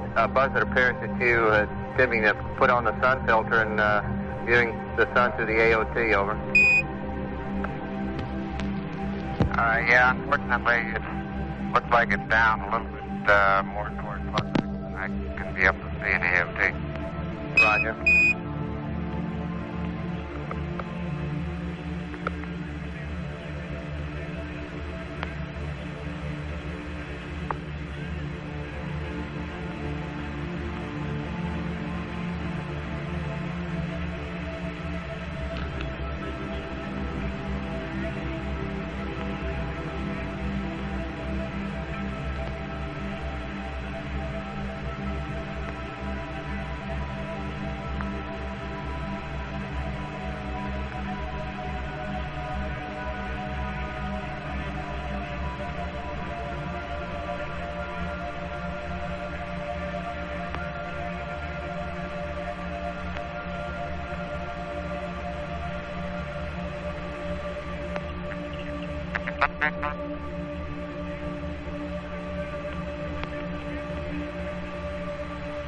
We got a beautiful view of the side of the command module out of the AOT, looking in the left rear detent.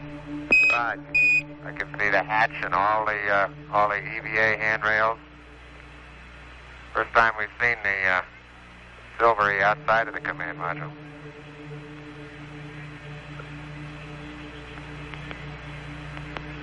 I can read the letters on the hatch cover that say boost cover release, and the big yellow arrow that points toward the opening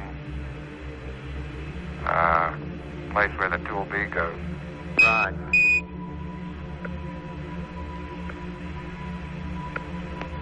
Great shot now, back down into the... And left on me. Go ahead, Buzz, over. Say again. I'm just saying we got a great shot looking back into the command module.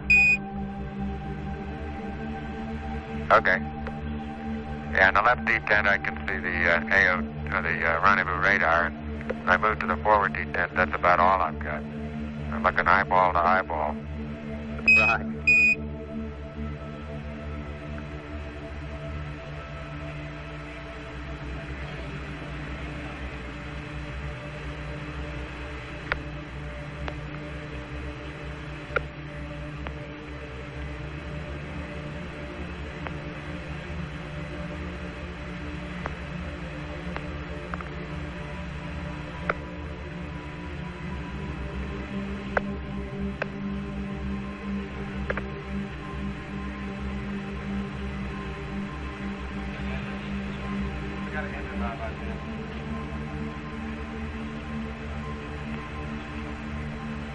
Charlie, is there any concern about the duration that we ought to have the window shades open?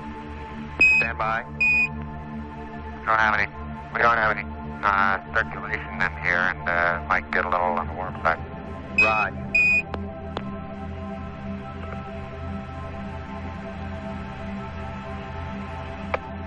We'll put up a couple of hoses from the command module here and get a little circulation going. Sound like a good idea, over.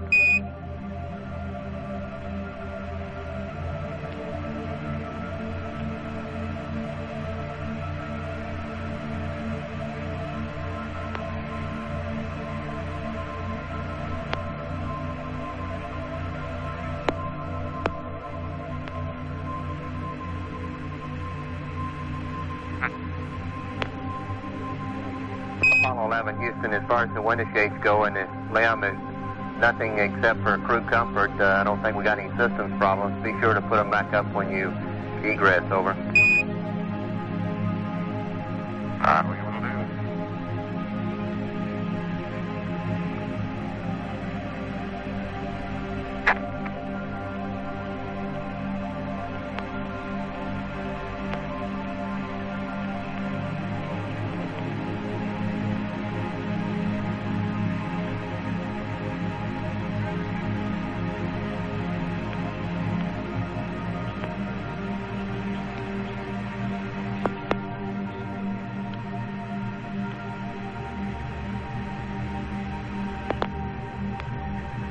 Charlie, I'll give you a view out of the overhead window back looking at the command module, right-hand rendezvous window. Roger.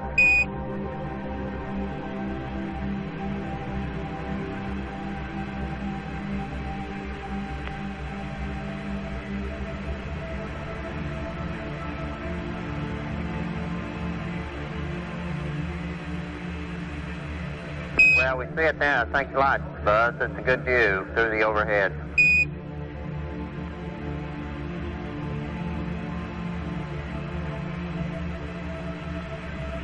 One washer on.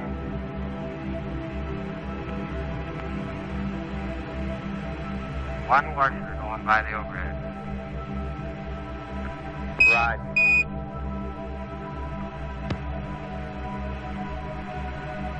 There we go. We got it now.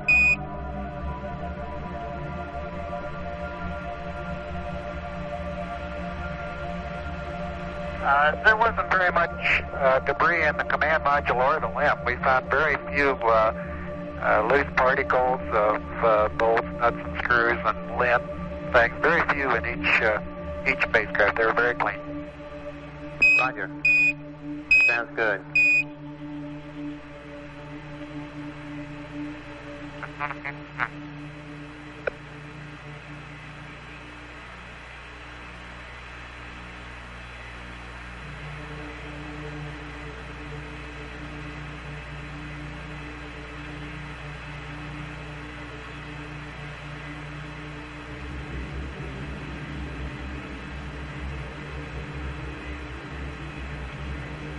Houston, we have a good view out of the rendezvous, correction, the overhead window of the limb. We don't see anybody staring back at us, though, over.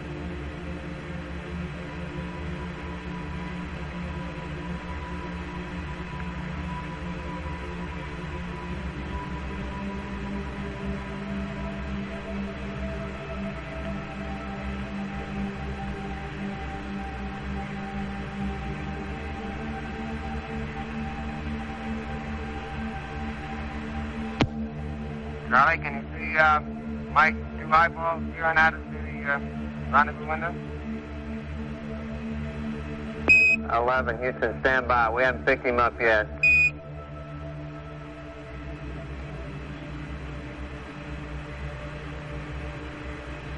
You're looking through a lot of layers of glass.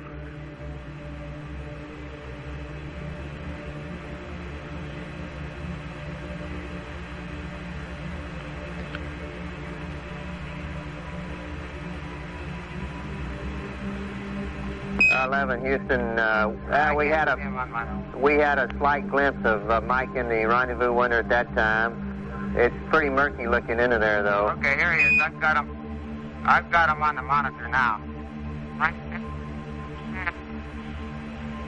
Okay, we see him staring back at us now. Hello in there.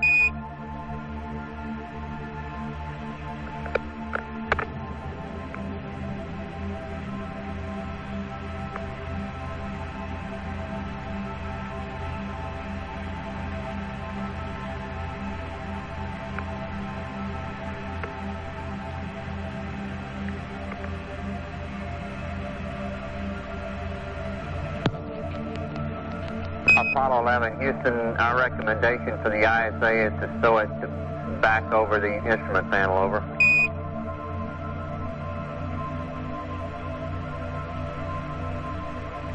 Roger, will do.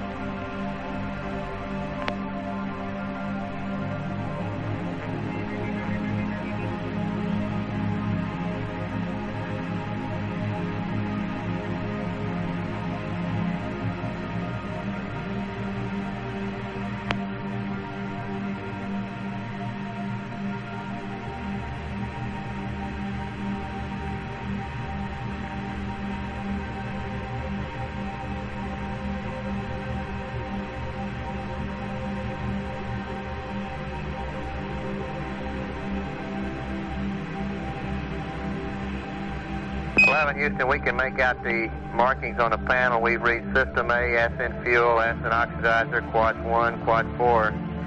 It's really unbelievable the definition we're getting down here off that little camera, over. We can even see the barber pole on the talkback.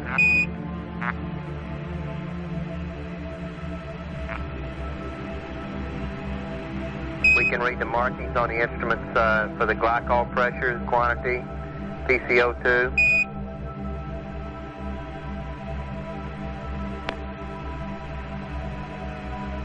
You can read the scale on the 8-ball, over.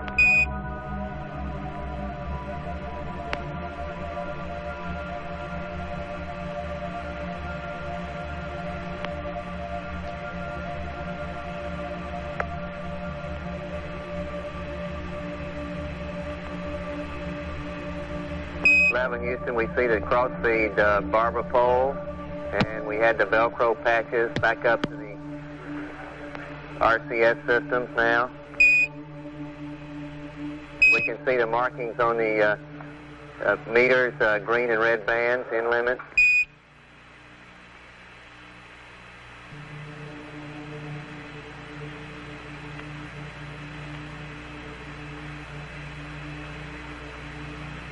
We see you raise the cover on the abort stage. We don't recommend that. Yeah, we're going to tape that one over. Right. We're going to tape that one over. We concur.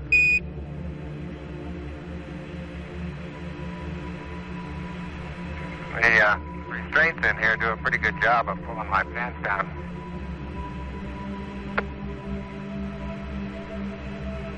Roger. We haven't quite got that before the 50 million TV audience yet.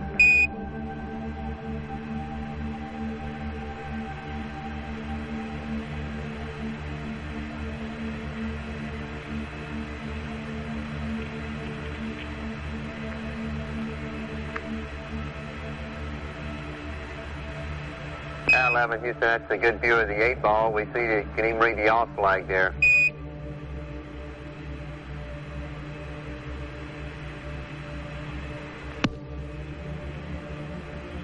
See the signal strength meter for the radar, read the numbers on it.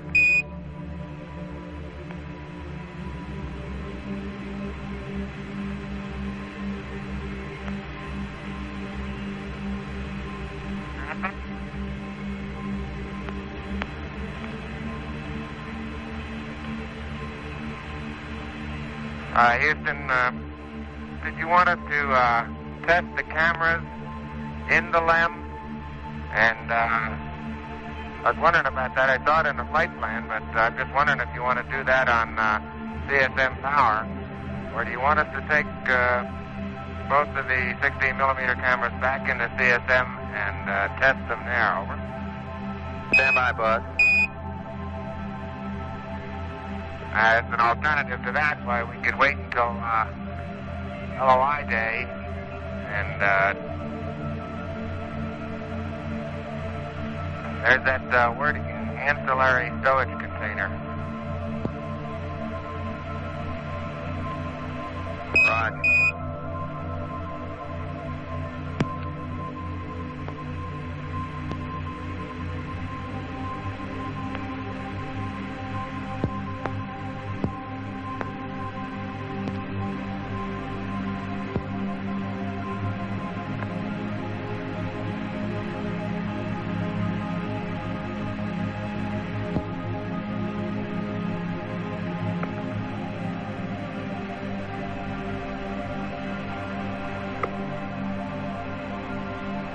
Chase didn't quite hack it there, Buzz, over.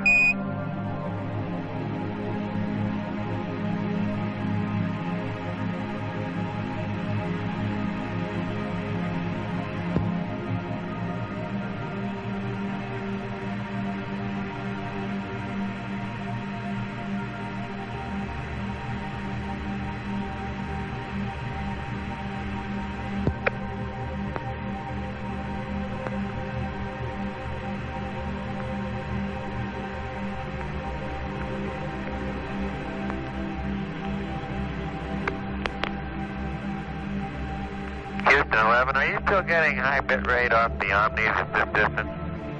Stand by, Mike.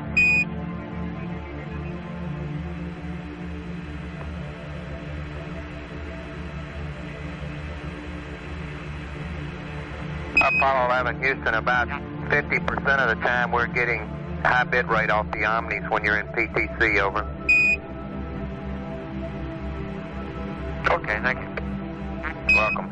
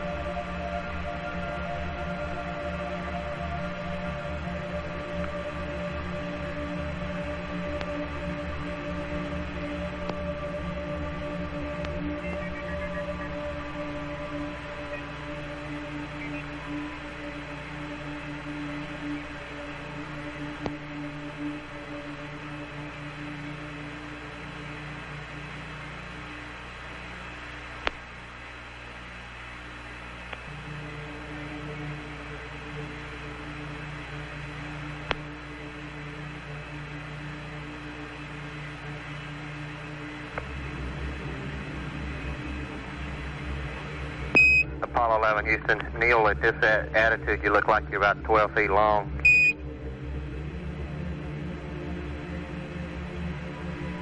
Seems like I always find myself upside down in whatever I'm doing around here.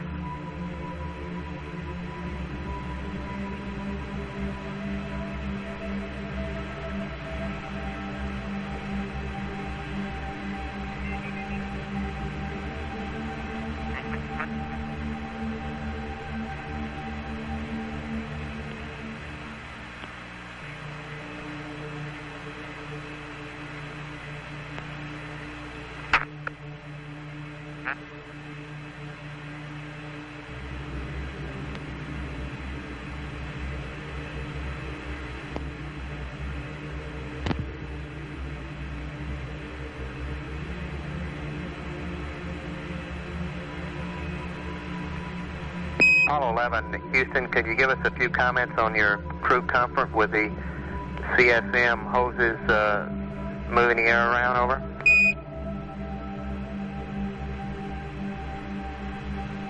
Well, it's picking up a little bit of circulation in here. What do you estimate the temperature is, Buzz, over?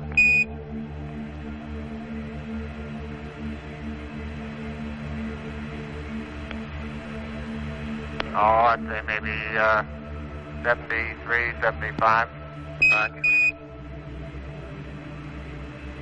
It's hard to tell at this density and pressure of gas, but comfort level is about the same as the command module. It's a little warmer or stuffier when we first got in, but it seems to be improving. Houston copies out.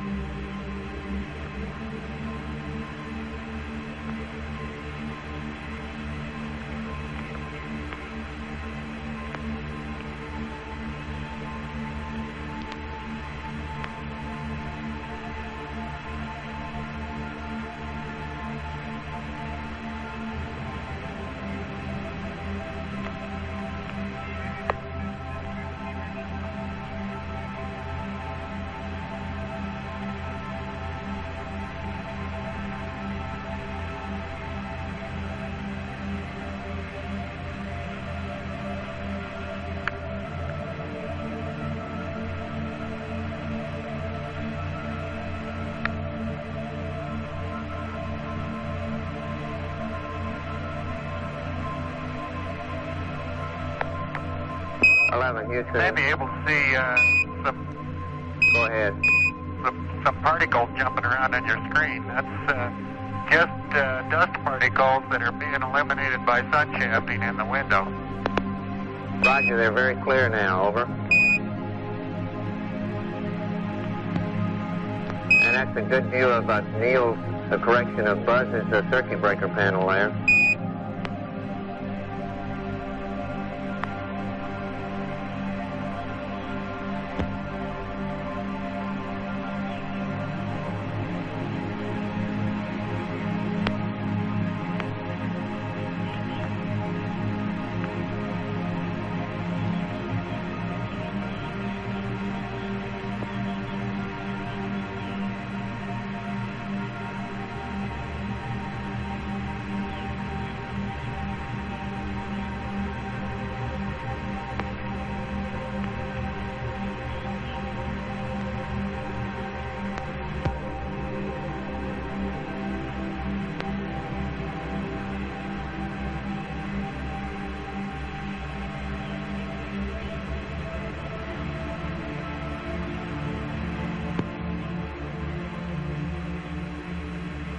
I can just barely see the handrail on the front porch from this position on the right-hand window. Roger.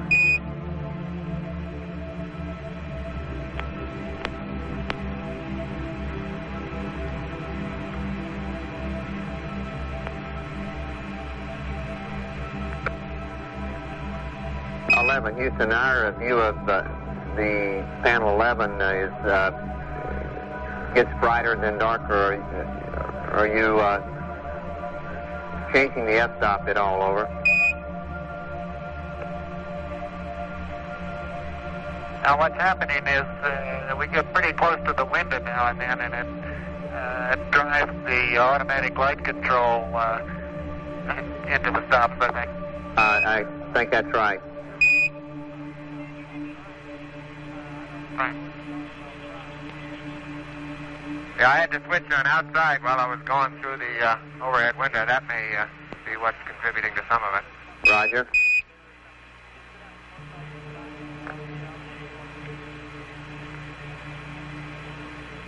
Houston, we seem to be picking up a few bit more dust particles now. We see them quite clearly in the screen now. Over.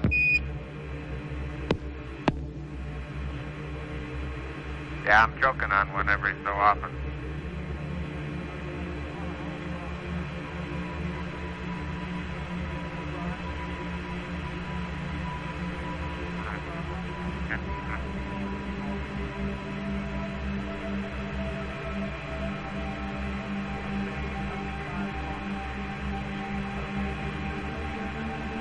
Houston, your show is going out to the U.S. now. We're about to get the satellite up, and it'll be transmitted to some other countries after that. Over.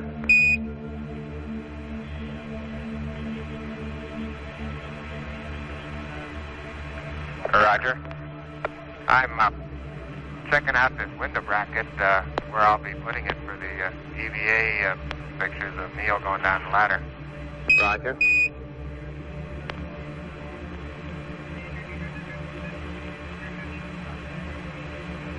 Paul 11, Houston, we keep marveling about the color and the clarity of the picture.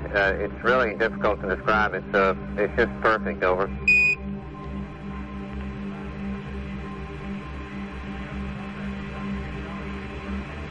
Now 11, doesn't look like you're having too much trouble with that bracket up there, Buzz.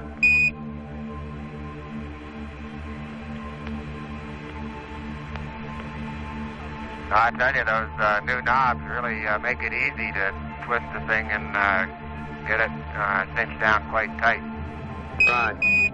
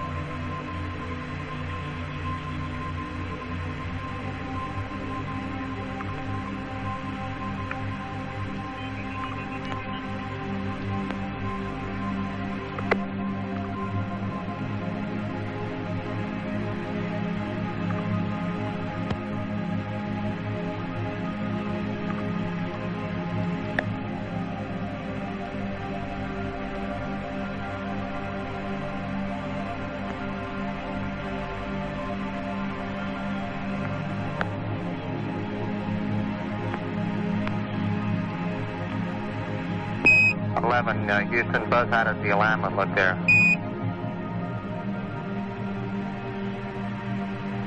Looks pretty good, as well as I can tell. Without the gear extended, I can't get a real definitive answer, but you couldn't fix it to any place to see much more into the window without hand holding it for the whole time. Roger, it looks like to us it's going to work real well. Enough room to, yeah, I think so.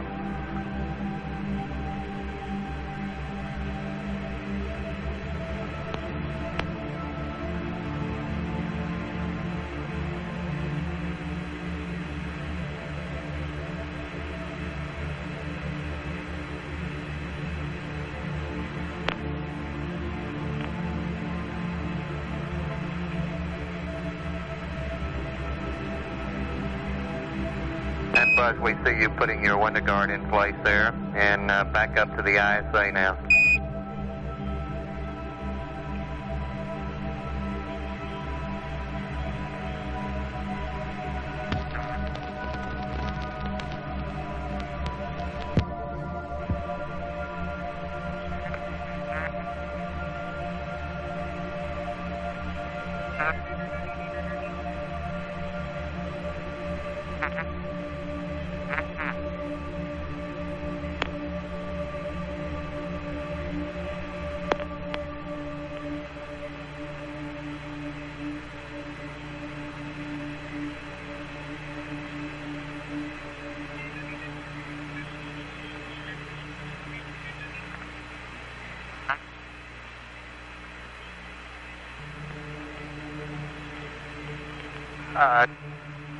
Houston, ask FAO if the 90-degree bracket isn't stowed in the commander's stowage assembly. Stand by.